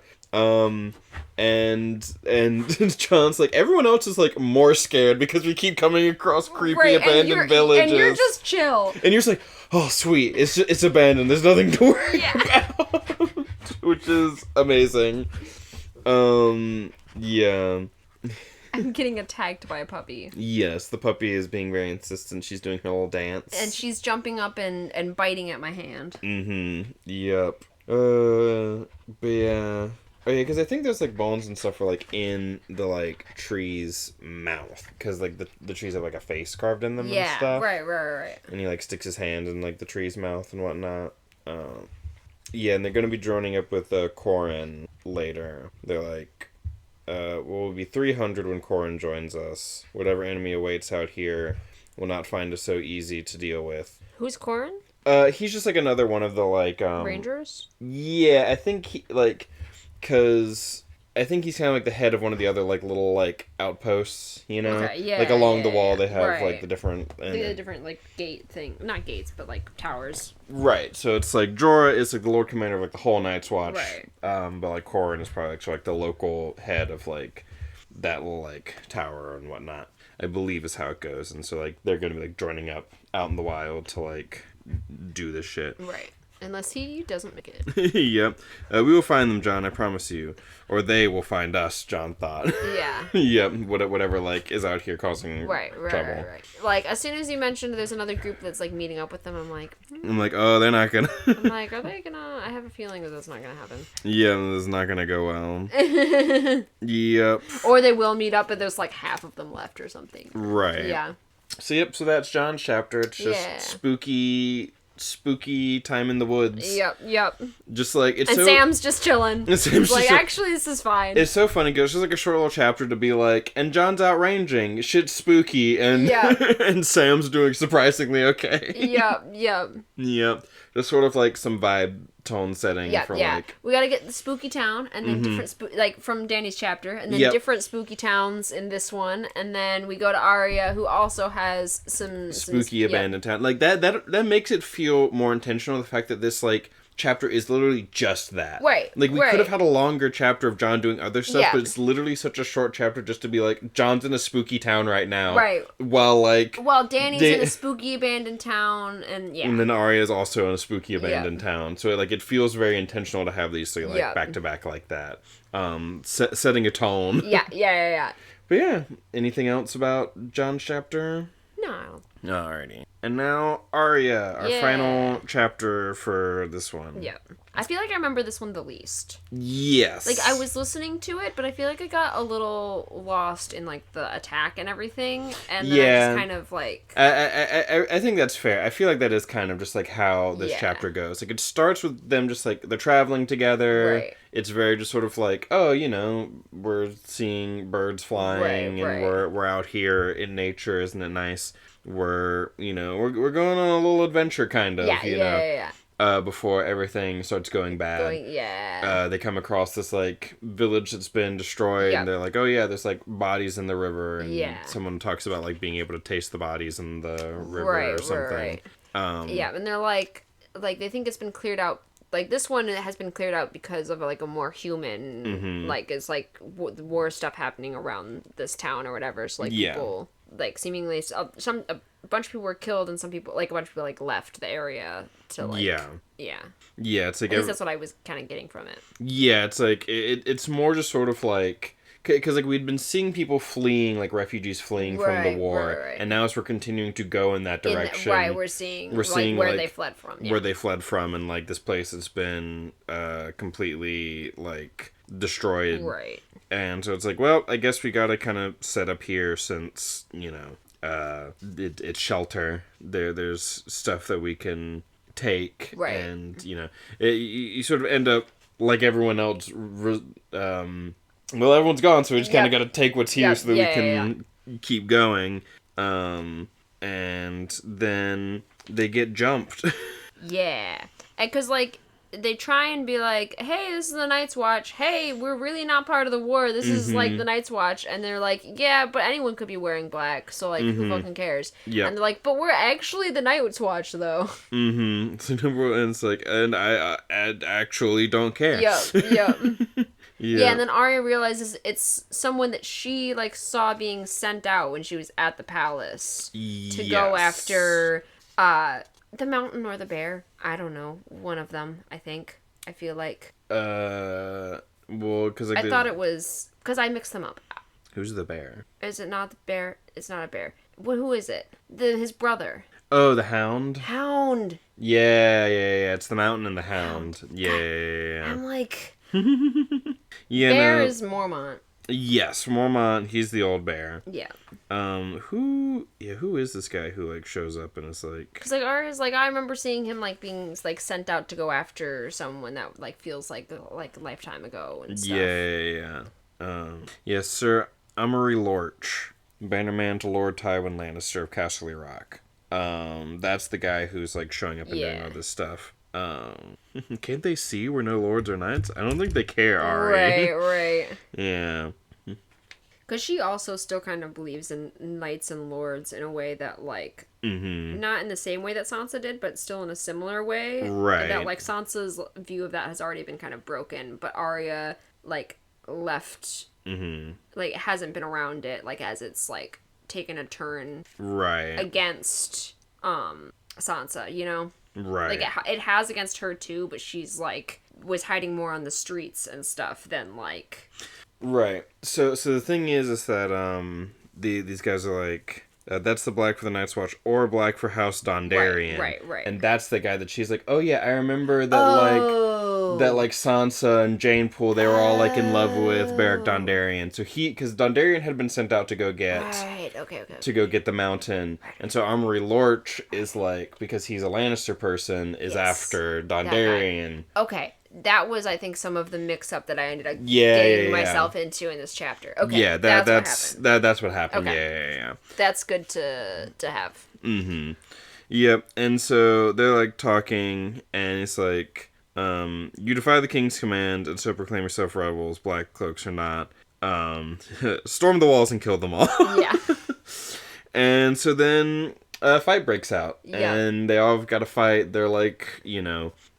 protecting this little village here. They've got, like, a wall, and so they can, like, kind of fortify it. And it's kind of funny because it's like they're defending the wrong wall because they should be up at the wall. Right. But instead they're, like, you know, defending this little village's wall. And so they all have to fight, and it's real bad. Yeah, and, like, Arya kills some people, I think. Yeah, Arya kills some people, and so does, like, these other boys that we've been traveling with, and it's all, like, fucked up because they're so young and whatnot. And so it's a lot of just sort of, like, this, like, fighting and this, like, pretty, like, chaos of all the shit that's going on. Gendry, he's got the helmet, so he actually has, like, a helmet and sword, and is, like, doing pretty well when it comes to fighting. And she shouts Winterfell. Yeah, which is, I was thinking that, but you don't want to do that. You don't want to be doing that. Why are you shouting Winterfell? Yeah. Because she wants to be a knight. Yeah, it's true. Yeah, and she ends up, like... Yeah, it's kind of interesting, like, the different, like, she kind of had a dream of knighthood, whereas, like, Sansa had a dream of, like, lady. Yes, you know, like... being, like, a lady. Yeah. Mm-hmm. And then Bran also has, like, ideals of, like, knighthood, but, like, he couldn't even... Yeah. Like, yeah, I don't know. Yeah, but that got cut short, like, so early on. Right. And so then we see the kind of, like, knighthood stuff through Arya a little bit. Mm-hmm. And so Arya ends up over with, like, Jack and Hagar, Rorge and Biter. Right. She lets them out, which I'm sure will be great. Yep. Yeah, because they were in, like, the barn, and the barn is, like, burning. Yeah. And, you know, like, the air is filling with smoke and whatnot. Boy, called Jack and Hagar. Sweet boy. Yeah. Good boys, kind boys. Get these fucking chains off of, Rorge screamed. And Gendry's just trying to, like, ignore them. Yeah. But then, like, she ends up, like, freeing them, which is, like, you know, nice of her, but also, do we really want these guys out and about in the world, considering they were, like, locked up like this? And fucking Biter out here doesn't even, like, speak, and it's just like, can this man exist in society? Right. Who knows? But yeah, so they get freed, and get the chains off and whatnot. Yeah, she rolled headfirst into the tunnel, dropped 5 feet. Yeah, cause she, like, runs and hides, and sort of, like, hides down, like, a little tunnel, while, like, the rest of this sort of, like, fighting happens. Yeah. So that's sort of, like, where we leave off. Leave her. Leave her. Yeah. I held her breath and kissed the mud on the floor of the tunnel and cried, for whom she could not say. Yeah, it's just sort of like, this whole bad situation, this, like, getting attacked and just, like, fighting and then having to, like, run and hide and letting these 3 weird guys out. Right. And we don't know how that's going to end up going. So just like we get like 2 abandoned villages that are abandoned for potentially like weird supernaturally reasons, both fire and ice related. And then we've got like the war. And like the sort of like the human element of like abandoning towns because of that. Although the one that Dany finds abandoned because it's like, oh, it's got like no gods. Right. That like also said there's like, oh, it was like raided by the Dothraki. Yeah, but like I still feel like there's something like weird and supernatural going on there. Yeah, maybe I'm wrong, but like I mean it's definitely got the spooky vibes. Right. And like it could just be like they like took it over or like they ransacked it or whatever. Mm-hmm. But like I just still can't get over. I mean, maybe it's just an oasis, and I'm just like, but like, just like this suddenly, just like everything else almost feels like supernaturally horrible, like the waste itself, and then this place is just kind of like magically okay, right? And then maybe it was just a shit desert, and this is an oasis, and I'm just being, such is the nature of like magic and prophecy and whatnot in this world. You just don't know, and that's part of the like fun of it, especially at this stage. But and so that's Arya's chapter. Is there anything else? I don't think so. Yeah, it's pretty short. Like, it's another pretty short one, and so much of it is just sort of like this description of the chaos of the fight that like trying to like just like go blow by blow what happens. It's just like but the actual like listening to it, you're like more in it. Right, like there's some people who like have names, but they just sort of like kind of are named in this chapter and die in this chapter, and stuff like that. But it's mostly just like, hey, it's a bad time. The war, the war. Right. It's not good. Not good. Yep. Alrighty, and so now what we've been reading. Yeah, I've been reading Dresden Files, but I don't know if I already talked about that. I think you may have talked about it, like, a little bit, but I don't really remember much. I think I did talk a little bit about it, because, I read Cold Days and Skin Game, which have been good, but they left him off in a fairly good spot, which means in Dresden Files, he's gonna get beat the fuck up, probably more emotionally than physically, and I'm very concerned. Yep, everything's going well, so we're due for a knife twist and soon. When I mentioned it to I have like 2 friends who have like read it or whatever, I mentioned it to them, and both of them were like oh yeah, everything's fine, yeah, don't worry about it, and I'm like, nah, fuck you. Fuck you, I know what that means. Right. So, because I've been putting off getting back into Dresden Files because of similar reasons. Because of Mab. If you've read the series, you'll understand. But, anyway. Yep. And so I stopped for a while, and then I was reading Red Rising, the Red Rising series, and then I got, like... to a point in Red Rising then I got to, like, not quite halfway through Dark Ages. If you've read Red Rising... The fact that you're partway through this book. Yeah, because spoilers up through, like, halfway through Dark Ages, I guess, of Red Rising. Yeah. I'm just so... Victor is gonna be a problem, and I haven't been in Lyra's point of view yet. And I have a feeling when we get to her point of view, she's going to be tortured by Victra, and I'm not looking forward to it. What? No, why wouldn't you be looking forward to that? I don't know anything about... There are plenty of people that Victra has tortured that I've been like, Yay! Yay, Victra! Yay, Victra! I don't want to see that turned on a character that I like. Yeah. Because Victra's horrible. I love her. I don't. You can't like her. Her and Severo. Yeah. I love them a lot. But are they horrible? Yep. And that's and speaking of I love you but you're horrible. Yeah. We've been meaning to talk about this for a while now. Yeah. Because there's been... Yep, and there's, like, it's still coming... Like, we're still in the middle of the arc. We're talking about One Piece. Yep. So there's still stuff to be revealed, but, like... But spoilers for, like, spoilers for current One Piece. Yeah, so we're up through chapter 1162. Yep, 1162 is the most recent chapter.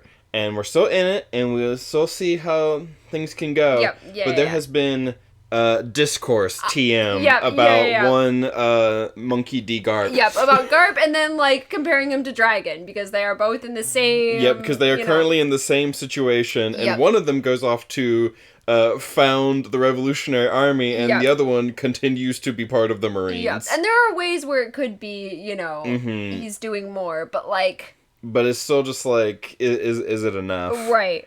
And because basically, we just have to talk about Garp because there's been so much discourse around Garp and whether or not Garp's like a good guy, or not, and the sort of the nuanced discourse is very like, Garp is a flawed person, but he's a good character. Right. Garp's a very good character, and there's a reason why we all care so much about Garp. Right. And we want him to be better. But I feel like that's so fundamentally a thing about Garp's character, is that you want Garp to be better than he is. Right. At every turn, you want Garp to be better at he is. You want him to make the right choice, and he doesn't. Yep. And he'll halfway make the right choice. And he'll think, and he'll be upset about something, but he'll still, at the end of the day, do it. Yes, because it's like in Marineford, he could have done more for Ace. Right. He simply could have. Yep. And the fact that he lets Luffy sort of get by him is nice and all, but he could have turned the entire he could have turned things around. He could have been fuck, because that's the thing, people are like, what's he gonna do? Be like, fuck the Marines? Yes. Yeah, that's what his son did. That's what his son did. And that's the thing. And if he doesn't want to be under those Celestial Dragons, then he needs to be out of the Marines. That's just how it is. If he's like, I hate the Celestial Dragons suck, I don't want to be an admiral because then I have to answer them directly. But you still do. It's like, but buddy, you still answer to them indirectly. Here's the thing also. Him as a vice admiral, if a Celestial Dragon went to him as a vice admiral and told him to do something, he would have to do it. Yeah. It's just that he's not in their direct line of sight. He's not getting orders from them. He's getting orders secondhand. But if he was in front of one, because we see it at God Valley, the Celestial Dragons are yelling at normal regular Marines. As just a citizen of the world government, just as a civilian, you have to do whatever the world nobles say. Yeah, that's why a bunch of them are, the Heavenly Tribute and stuff. When we're in Sabaody, they fucking are shooting civilians in front of other civilians, and they're not allowed to do anything, and you have to do whatever Celestial Dragon says. And so as a Marine who works for the world government, you, even more than a regular civilian, are even when as a regular civilian, you have to work for the Celestial Dragons, because your labor goes to the Heavenly Tribute that goes to them, right? But if a Celestial Dragon shows up, you have to do what they say as a civilian. That's just how it goes. They are the highest authority in the land. They are above the law. And they are the law. And if you don't do what they have to say, they'll either shoot you or they'll have the Marines take the... or they'll have the police arrest you for it, aka the Marines. So, as a Marine, you are more than the average civilian working for them. You are actively working for them at all times when you are a Marine, because you work for the world government works for them. And here's the thing, even before we met the Celestial Dragons and knew that they existed in Sabaody, it was clear that the world government were the bad guys who do bad things, and that the Marines work for the world government who do buster calls. And nothing that a single pirate is going to do, or small groups of pirates can compare to what the world government is doing. Because pirates, they aren't organized as an institution towards goals of world domination. And slavery and whatever, what the world government wants is to be the world government. They don't even have the whole world. Right. So it's and they want the whole world to be under their control, and and they go after non-member nations and do whatever they want there, And in the most recent chapter, we get the sense that Garp didn't know specifically about the genocide games, but even before we get to the genocide games, right, you know that, like, they're bad, and that you work for them, and that the world government is bad, and that it does bad things, like Buster calling O'Hara. And he did know that, like, the Celestial Dragons they have a thing that they do every few years, even if he doesn't know what it is. Like, what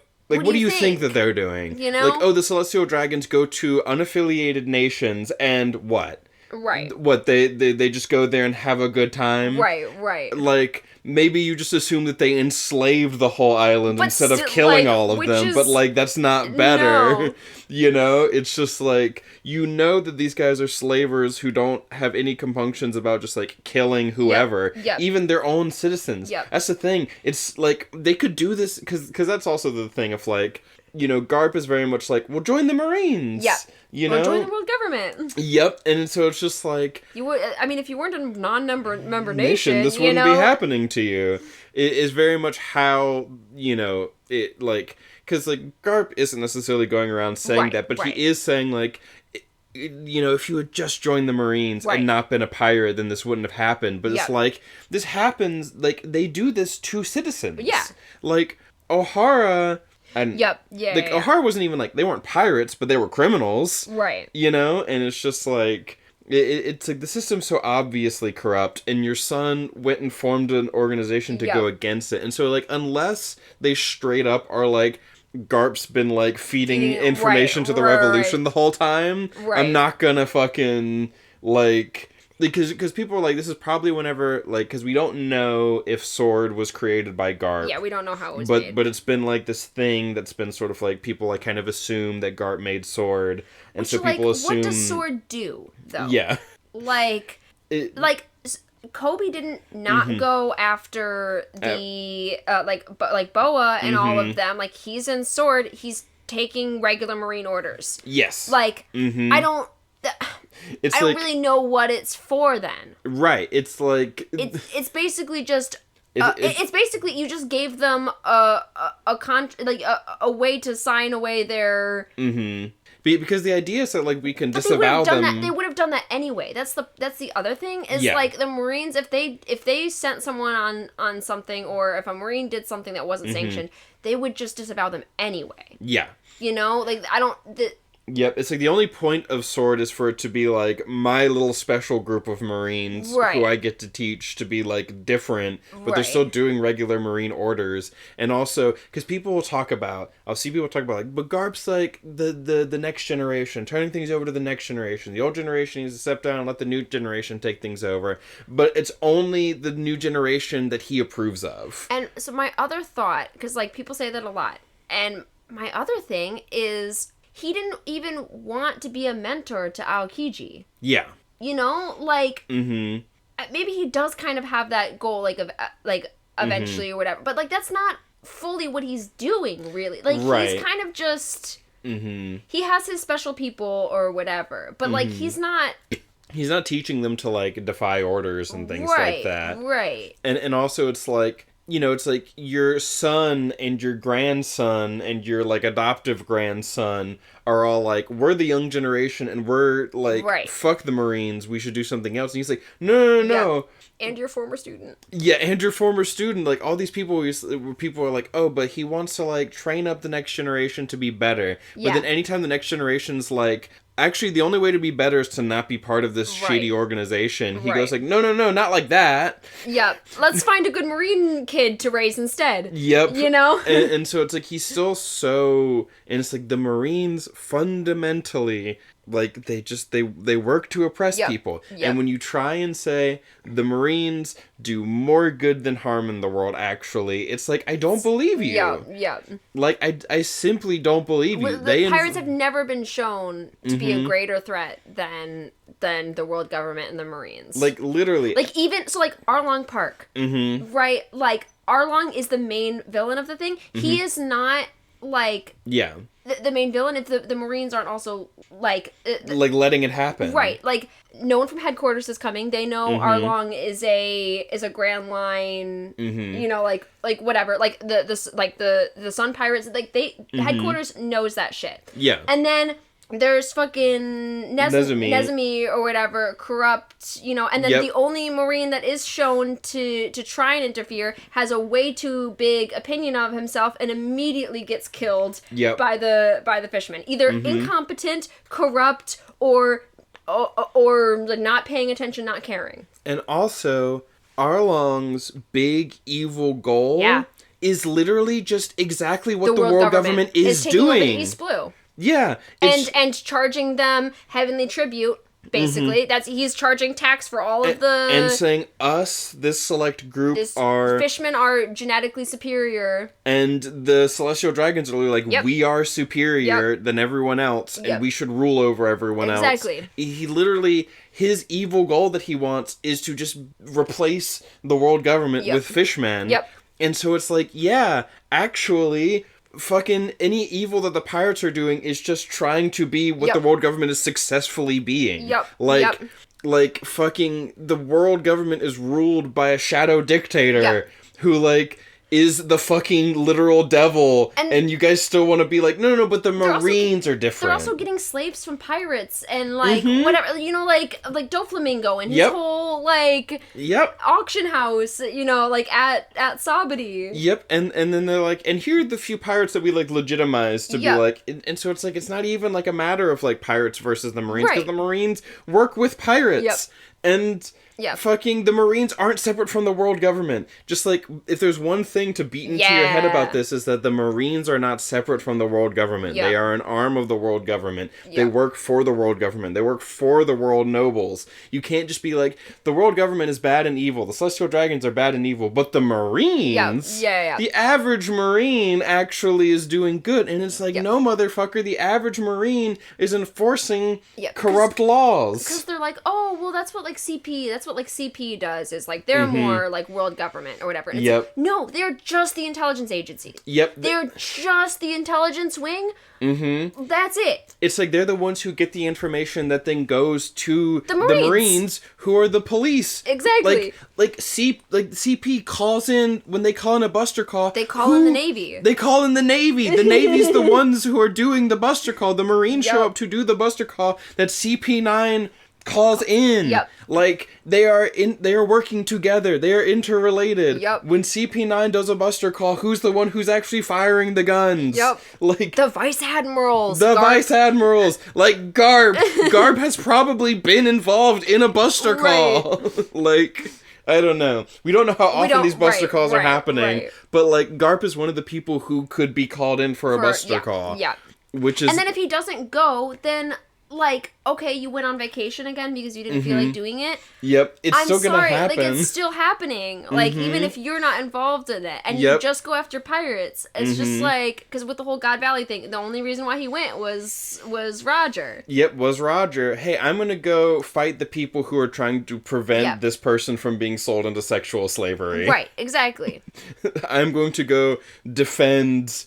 this person being sold into sexual slavery. I'm going to, make sure that those people let's go after them. And it's just they're the ones who are trying to save Shaki, and you're not. At the end of the day, you are not trying to, you know. I'm, very curious to see, because, we're break this week, so we'll have to see, what ends up happening. What he ends up, doing with this information, because, as far as we know, he still fights the pirates and stuff. And, so it's, currently he is oh, man, everything's all fucked up here, and, even justice. And it's just it's been fucked up the whole time. Right. If this is what it took... Right. Here's the thing. This is way too late. You already know that the celestial dragons own slaves and are like this. And here's the other fucking thing, because we were talking about this. It's there's always a new angle that you can come at this from. Because it's Reverie. Yes. Garp is there at Reverie with that little shit from the Goa Kingdom showing him the fucking empty throne, and they have that little moment, and it's he was there. like, he still has to be there and see the Celestial Dragons and interact with them. He doesn't stick around. Yeah, but he's still absolutely around them and still, like, knows their shit. Yep, and he knows what they're doing, but does he do anything about it? No. But you know who does something about it? Literally fucking Fujitora. Yep. Fujitora gets called to protect the Celestial Dragons, and what does he do? He starts freeing the slaves immediately with the revolutionaries immediately, because Fujitora's whole fucking bit is that even a blind man can see how bad this system is. Literally. Yep. And so it's like, Garp has no fucking moral room to stand. Yep. He was there in like, as soon as, like, Fujitora got called to Marijois to protect them for the first time, he was like, wait a minute. What is this? Slaves are happening here? Well, I guess I know. Like, well, time to bring the whole fucking thing down. Exactly. Like, immediately. Yep. Like, Garp, everyone else can see it except you. Yep. Everyone else, because you're choosing not to see it. Yep. And Sengoku is enlightened. Yeah. He for sure knows all of it. He sees all of it, and he, I'm sure, has his own reasons. His own blinders. His own, like, okay, but I can fix this. Right. I'm gonna be Fleet Admiral, and then I can fix this. Oh wait, Kong is above me as the commander-in-chief, and and everyone's still above me. Yep. And I'm still out here approving.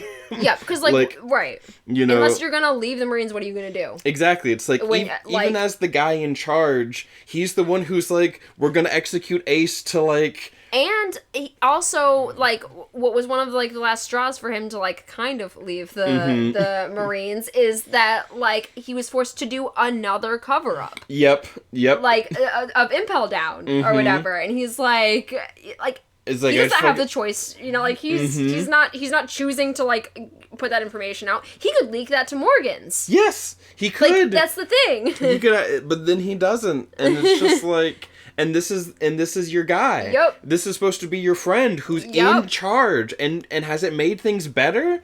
Maybe it is like, oh, you should have seen this place back before, but it's still so bad. Yeah. And it's just like, and there's like people doing stuff. Like, there's a whole revolution happening. Yeah. From your son. People are out here, like, fucking freeing individual kingdoms and stuff. And the first thing Dragon does is, like, try and, like save people. And he shoots a fucking celestial dragon in the back. Or whatever. Like, all of that. And, like, Garp, he is looking around and being, like, horrified. But the first thing he does is he comes in swinging against the pirates and is just, like, focused on the pirates. And then is able to, like, look around and be like, wait. And it's like, you know that you hate the Celestial Dragons. We're always told that you hate the Celestial Dragons, but he hates pirates more. Yep. When he's sent, he's like, he knows that the Celestial Dragons are there to do their little, quote, field trip. Yeah. And he goes, all right, Roger's there. I'll show up to go fight Roger. Yeah. Not to go fight the slavers that I know are slavers and I know are there. Yeah. Because he knows that they're his fucking bosses. Exactly. And so he's not going to go fucking fight them and attack them. Yep. But he is going to go fight and attack fucking Roger. Yep. The guy who's trying to save Shaki from enslavement by them. And they know. That's what you get for poking the beehive. Yep. They know. He specifically knows that they went and that they stole her from there. Yeah. And what do you think that the Celestial Dragons are going to fucking do if they stole the person? Exactly. Like, you know what they're going to do with her. And yet, you only went there to fight Roger, the man that you know is going there to get her back. Yep. But they're pirates, so they were probably doing the same thing anyway. Right. You know, and it's just like... Which none of the pirate groups that showed up to God Valley have slaves, are those types of pirates. Yep. Like they do other thievery and other like whatever, but none of them take people. Rox's pirates are like, we're stealing from this fake charity that's scamming people out of their money. That's what we see their pirate activity as. Yep. And it's like, you guys are the ones who should be going after. Yep, and then he's there and he's not even there for treasure, rocks, or whatever. Yep. He's there for his wife and kids, and then also Shaki, because, like, that's, like, my friend or whatever, and also, like, you know. Yep. But, like, my wife and kids, I'm mainly, or kid or whatever. Yep, and they're not like, we're gonna go get Shaki and kidnap her and force her to be our wife. They're just like, we love her and she'll fall in love with us if we do this, or she's our friend and we actually, like, genuinely care about her. Right. Even the ones who are being weird about about it aren't as weird, exactly, aren't as awful as the Celestial Dragons, and you just cannot separate the Celestial Dragons from the Marines. Nope. The Marines are the ones carrying the slaves to the event. Right, they're on a Navy ship. They're on a Navy ship. Like, at every turn, there's another angle at which you can, like, criticize Garp. They were the people rounding people up for the games. Yep. Like, and it's just like, and there's some and there to like keep these running smoothly. Yep. For the Celestial Dragons. Which is why whenever it's like, oh, but like he didn't really know, and it's like, oh, there's like this implication in the most recent chapter that like maybe they try and keep it somewhat quiet that they're doing this because it's like, oh yeah, I think I heard like a garbled thing, but then that guy disappeared. And it's just like, how if the Navy's literally bringing slaves on their ship and like doing all this stuff, how are they keeping this quiet? Like, how are they possibly keeping those people quiet? They're I can see they can keep it a little bit quiet, as in, because slaves aren't people. Like, they're not... Yeah. You know, like, they are, obviously. It's like we already know that, like, the slavery stuff is happening, so if it's just like... So if it's just like, oh, a bunch of slaves went missing, how, are you even gonna notice that they're missing? Right. You know? And also it's like, we are... Because they tell... And then go to an unaffiliated nation, like, whatever, like... Y'all don't know shit, you know. Because it's like they tell Dragon, oh, this is just like a training exercise. Right. And the idea is, I guess, that they're supposed to leave before the game actually happens. And so there's someone in charge who, like, probably, like, knows. But there's, like, a commanding officer who knows, who's told, like, you're doing this and you're not telling anyone about it. And they're like, all right, sure thing. Right. And so there's, like, a few people who, like, know, and they know not to say anything. Right. But it's still just, like... But also, word's gonna get around. Right. There's rumors about it happening in the pirate world. Right. So there's definitely, like, it's like, Sengoku's like, oh yeah, there was, like, something about this, but, like, I don't know, man. Yeah. You know that there's, like, Marines who talk about this shit, and then they disappear, but it's like, you know. Right, so then you know. So like, you know. If that happened and then disappeared, what else happened? Right, and it's just also, like, and you know that they do this thing every 3 years where they all meet up at an unaffiliated island, and then, you know, and then what? And then, well, they were an unaffiliated island, so we weren't there anyway, so, like, who knows if the state that it's in now is the same as it was, the state it was in before. It's to really say. Yeah. It's just like, I don't know. Like, I can see in some ways that this can be covered up, but like, even like, this is comically so far, and even like they're already comically evil. Yeah. The Celestial Dragons. And the fact that you hate pirates more than them is very telling. Yeah. Yeah. Like, you can't hate pirates more than you hate the Celestial Dragons and me think that you're a good person. It's just the way that it is. Like, they're doing the same things. It's just one does it officially and one does it unofficially. That's actually, like, a whole thing. Yeah. Constantine was like, there are pirates and emperors, but they're really the same thing. Yeah. Like, you know, who are you that claims dominion over the sea? Who are you that claims dominion over the land? Right. Yeah, it's just like, it's... Garp, you're complicit. You're complicit in all this, and the only thing that's gonna, like, you know, like, if it could be like, oh, the thing that Garp's trying to do in the Marines isn't enough. Right. Because it's clearly not enough. Right. And also, if it's like... Because he's still, like, he's a great character, and, like, that's the thing, because, like... The fact that we can talk this much about Justin Garp. He's great. I love him as, like, a character. He's, like, super interesting and, like, kind of tragic, like, with his kids and that, like, and, like, grandkids and, like, all that, like, you know. Because the thing that I feel like, the thing that hurts about Garp is that, like, I feel like what Garp is supposed to represent, he's the older generation who, like, is your granddad who you love, but is wrong and supports... a terrible, shitty regime, you know? Especially from a Japanese perspective where it's like, oh yeah, my granddad, the war hero. In which war? For who? For the emperor who's supposed to be kind of like maybe divine. And like, we were doing this for World War II. Right. And it's just like, and that's your granddad who you love. And who loves you, but also it's like, you should, you know... join the military because it's like it's so good and great and you're like, well, which war did you fight in again? Right. You know, it's what am I looking at here? You know, and that's and then people will be like, One Piece isn't political. Or then they're just like, oh, but like I love Garp, and it's like, yeah, me too. Like he's a great character. Like I don't think of him as like wholly heroic, and he's not like, but he's not like a bad person. He overlooks things and ends up doing bad, like I think like causing some harm. But like his like intentions are, you know, it's like he's well intentioned, but he's doing bad things. Right. And that's just the way it is. You know. Yeah. And it's like it's okay to like a character like that. They don't have to be pure heroic for you to like a character. It's Luffy's okay. not even pure heroic necessarily. Right. You know. It's just like... But they just want him so bad to be a hero. Like a full, just like, you know. Because it's like... And the thing you gotta realize is that the best cop in the world is turning a blind eye to all of the bad cops. Right. And that's why we say all cops are bastards. Right. That's the point of it. And that's kind of the point of Garp. Right. No matter how good Garp is, he is turning a blind eye to all of the bad shit that's happening in the system. And still being a part of that system instead of fighting against it. And so it's like...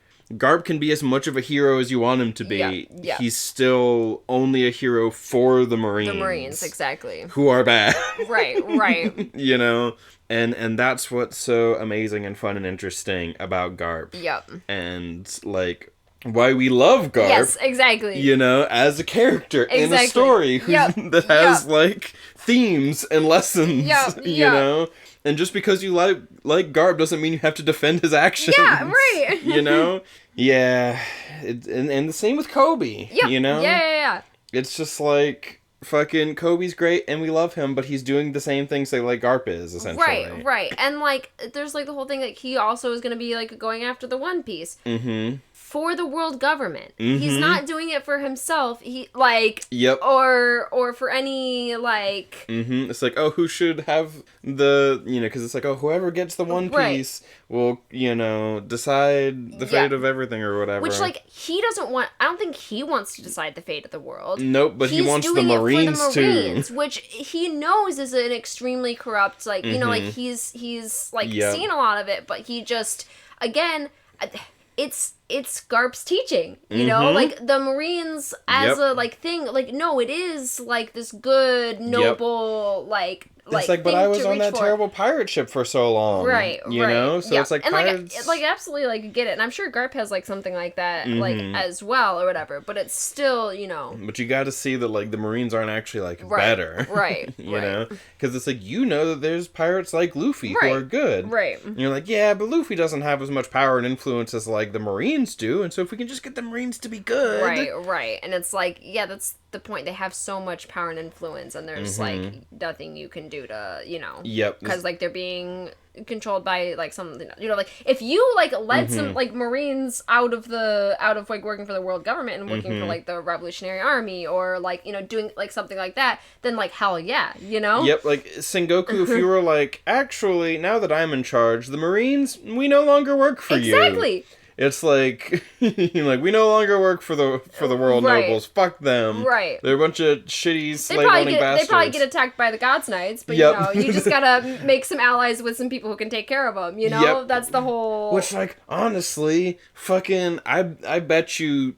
like, whatever hockey bullshit you need to do to actually fight the Gods Knights. You can teach it to the Admiral. Like, some... I'm sure there's some around you can get that, you know. It's like, go fucking... If you actually went and fucking talk to, like, Roger and these other people... Exactly. Who do know how to fight them... You could also learn it, and then you could teach it to the other fucking admirals and vice admirals and shit, and then you guys could fucking fight the Gods Knights. Because they have this elite group of Gods Knights who are, like, semi-immortal, but there is a trick to fighting them. So if you had that trick to fighting them, you could fight them, and then you still have, like, a whole army of, like, lesser Marines in a way that, like, the world government would not, because... Because that is still, like, just, like, a ground level, you know, like...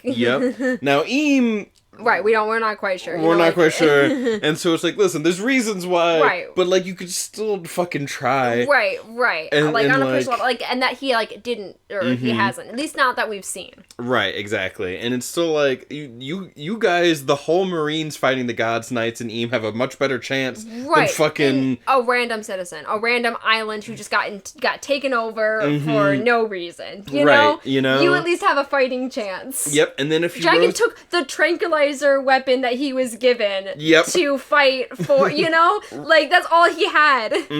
Exactly. And so it's like, if you had the Revolution working together with the Navy to do this stuff, you know, even more, even better of a chance, you know?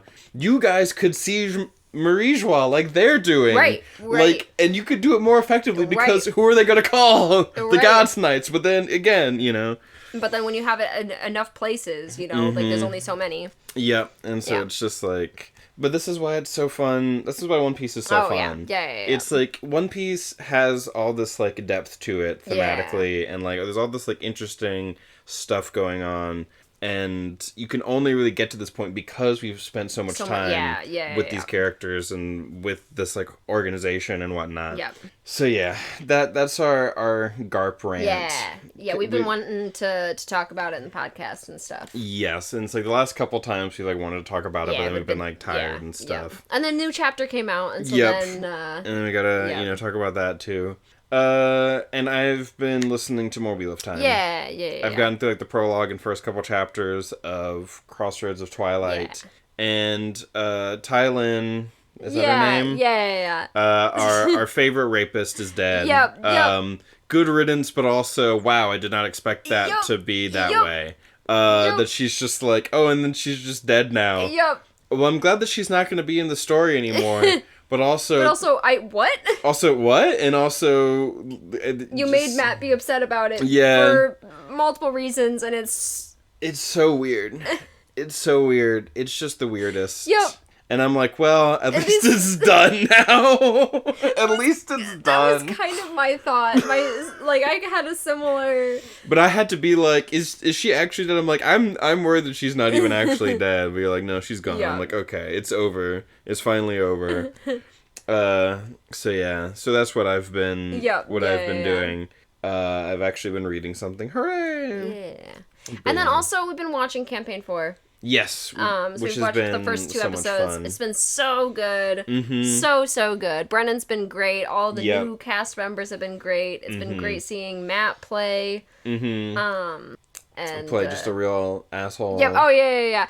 But like, I was wondering how I was gonna like the character when they were describing it before, like, oh, he's playing an asshole, blah, blah, blah. Right. Like, but there seems to be more to him, and I'm really interested to see like what Matt's gonna like do with it, because like he's an ass, but like it's a very Game of Thrones like character. Yes, you know? I agree. Where he's like, you get it, but also you're like, you know, like his like relationship with his father is bad, and his like he's got like a weird relationship with the lady or whatever, Lady Ernessa, the one I said earlier. Yep, because it's like they're like a noble house that's like in like under that noble house, and he's like trying to get glory for them by doing this thing. Yeah. And it's just like... And also, like, really cares about her, so is, like... So, like, has issues with, like, this other guy because of, like, oh, like, he abandoned you, and, like, all that shit, and, you know. Yep, it's just, like, Campaign 4 is, like, everyone meets at a funeral, which is quite the setup. It's quite the time. But yeah... It's made me cry... Several times throughout the 2 episodes, and I'm also just I cry quite easily at like fiction and stuff, and just like things or whatever. I'm just a crybaby. But Yep, it's been a good time, and each time an episode ends, we're like, we want more. We want more of it. But then it comes out on Thursday at 10 o'clock our time. Yeah, which is so late. And I have to go to bed at like around 10 o'clock is when I'm going to bed. So, you know. So, but we got Beacon, so we can watch it. We did right away. So, you know.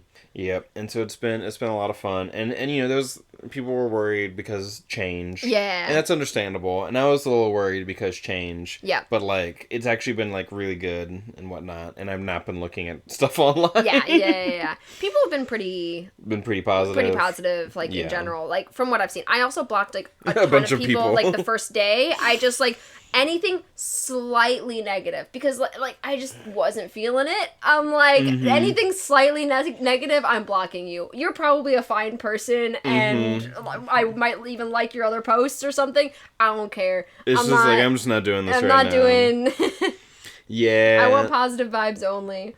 Yep. Because, you know, it's one of those things, and you know, because people can be like, oh, that's so whatever. It's like, hey, you're not, like, arguing with them. You're just being like, no. Yep, exactly. Yeah. Right? Yeah. But, yeah, no, people can be, like, Critical Role fans can be so, like... Especially, like, before Campaign 4 came out, I would just, like, see stuff on Twitter, and I'm just like, y'all are so spoiled, so entitled, so childish, so like I don't like you. I'm just like I'm like, wow, this really puts me off of Critical Role fandom in general because y'all are asses. Yeah, it's like I remember in Campaign 2 being on Tumblr in the fandom and just like watching people get in fights about Bo Yasha versus Bo Jester and that kind of stuff. And like, you know... Poly9, like what the fuck are you talking about? You're on Tumblr. Why are you arguing about this? Yeah, and just polyship. Why are you being weird? Yeah, and just being like it's fucking homophobic that like gestures with Ford and it's like she should be with this lesbian. Meanwhile, that lesbian gets with another lesbian and it's just like, it's fine, y'all. Yep. Like it's like there was one less lesbian than you thought there was going to be.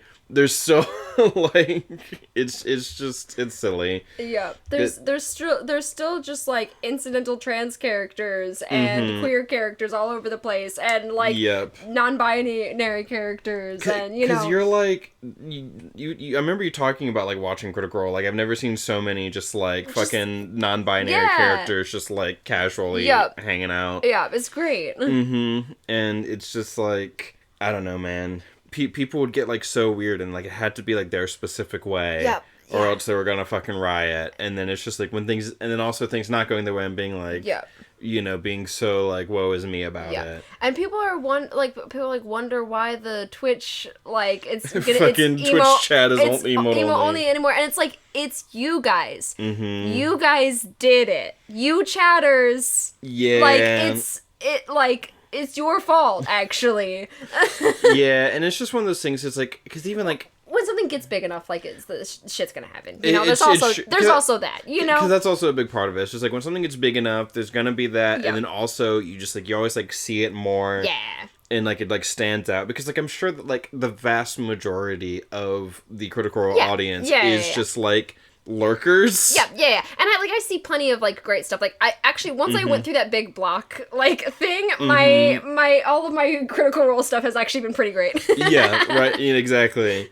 And that's just like the way it goes with like fandom and stuff. But it's also just like when it gets so big. It's just like it's just gonna happen because just like a large enough number of people you're gonna start getting these things. Yeah. And also it's like back in the day with like Campaign 1, there was like fans could be so shitty as well. Yeah. Because like they were so shitty towards like Marisha and stuff. I remember that like just hearing about it before I got into Critical Role of just like whispers about Marisha and I'm like I don't know like it wasn't anything I like really knew anything about, just like I guess just the vibe that like people didn't like Marisha. And then I watched like a bit of Campaign 1 and I'm like, is this who I'm supposed to be like annoyed by? Like I don't understand at all what people were being annoyed about, like at all. And I'm like looking, I'm like, what? It's like what am I supposed to be seeing here? I'm like, she seems like a normal girl. Yep.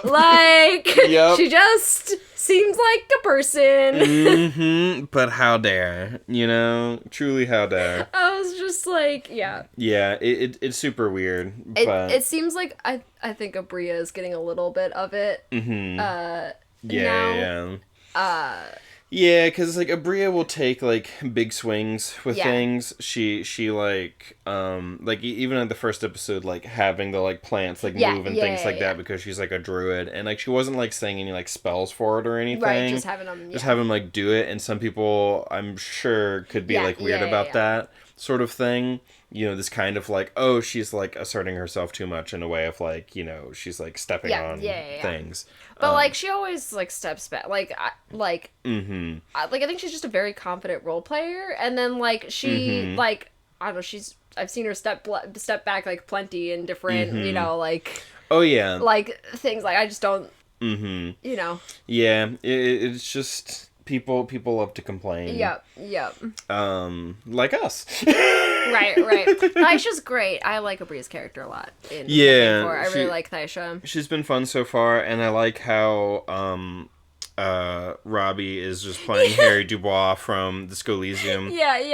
He's hobo Harry. Yeah. Truly. And I love Thimble so much. I think Thimble's another one of my, like... favorites. Like, Laura Bailey's been so good.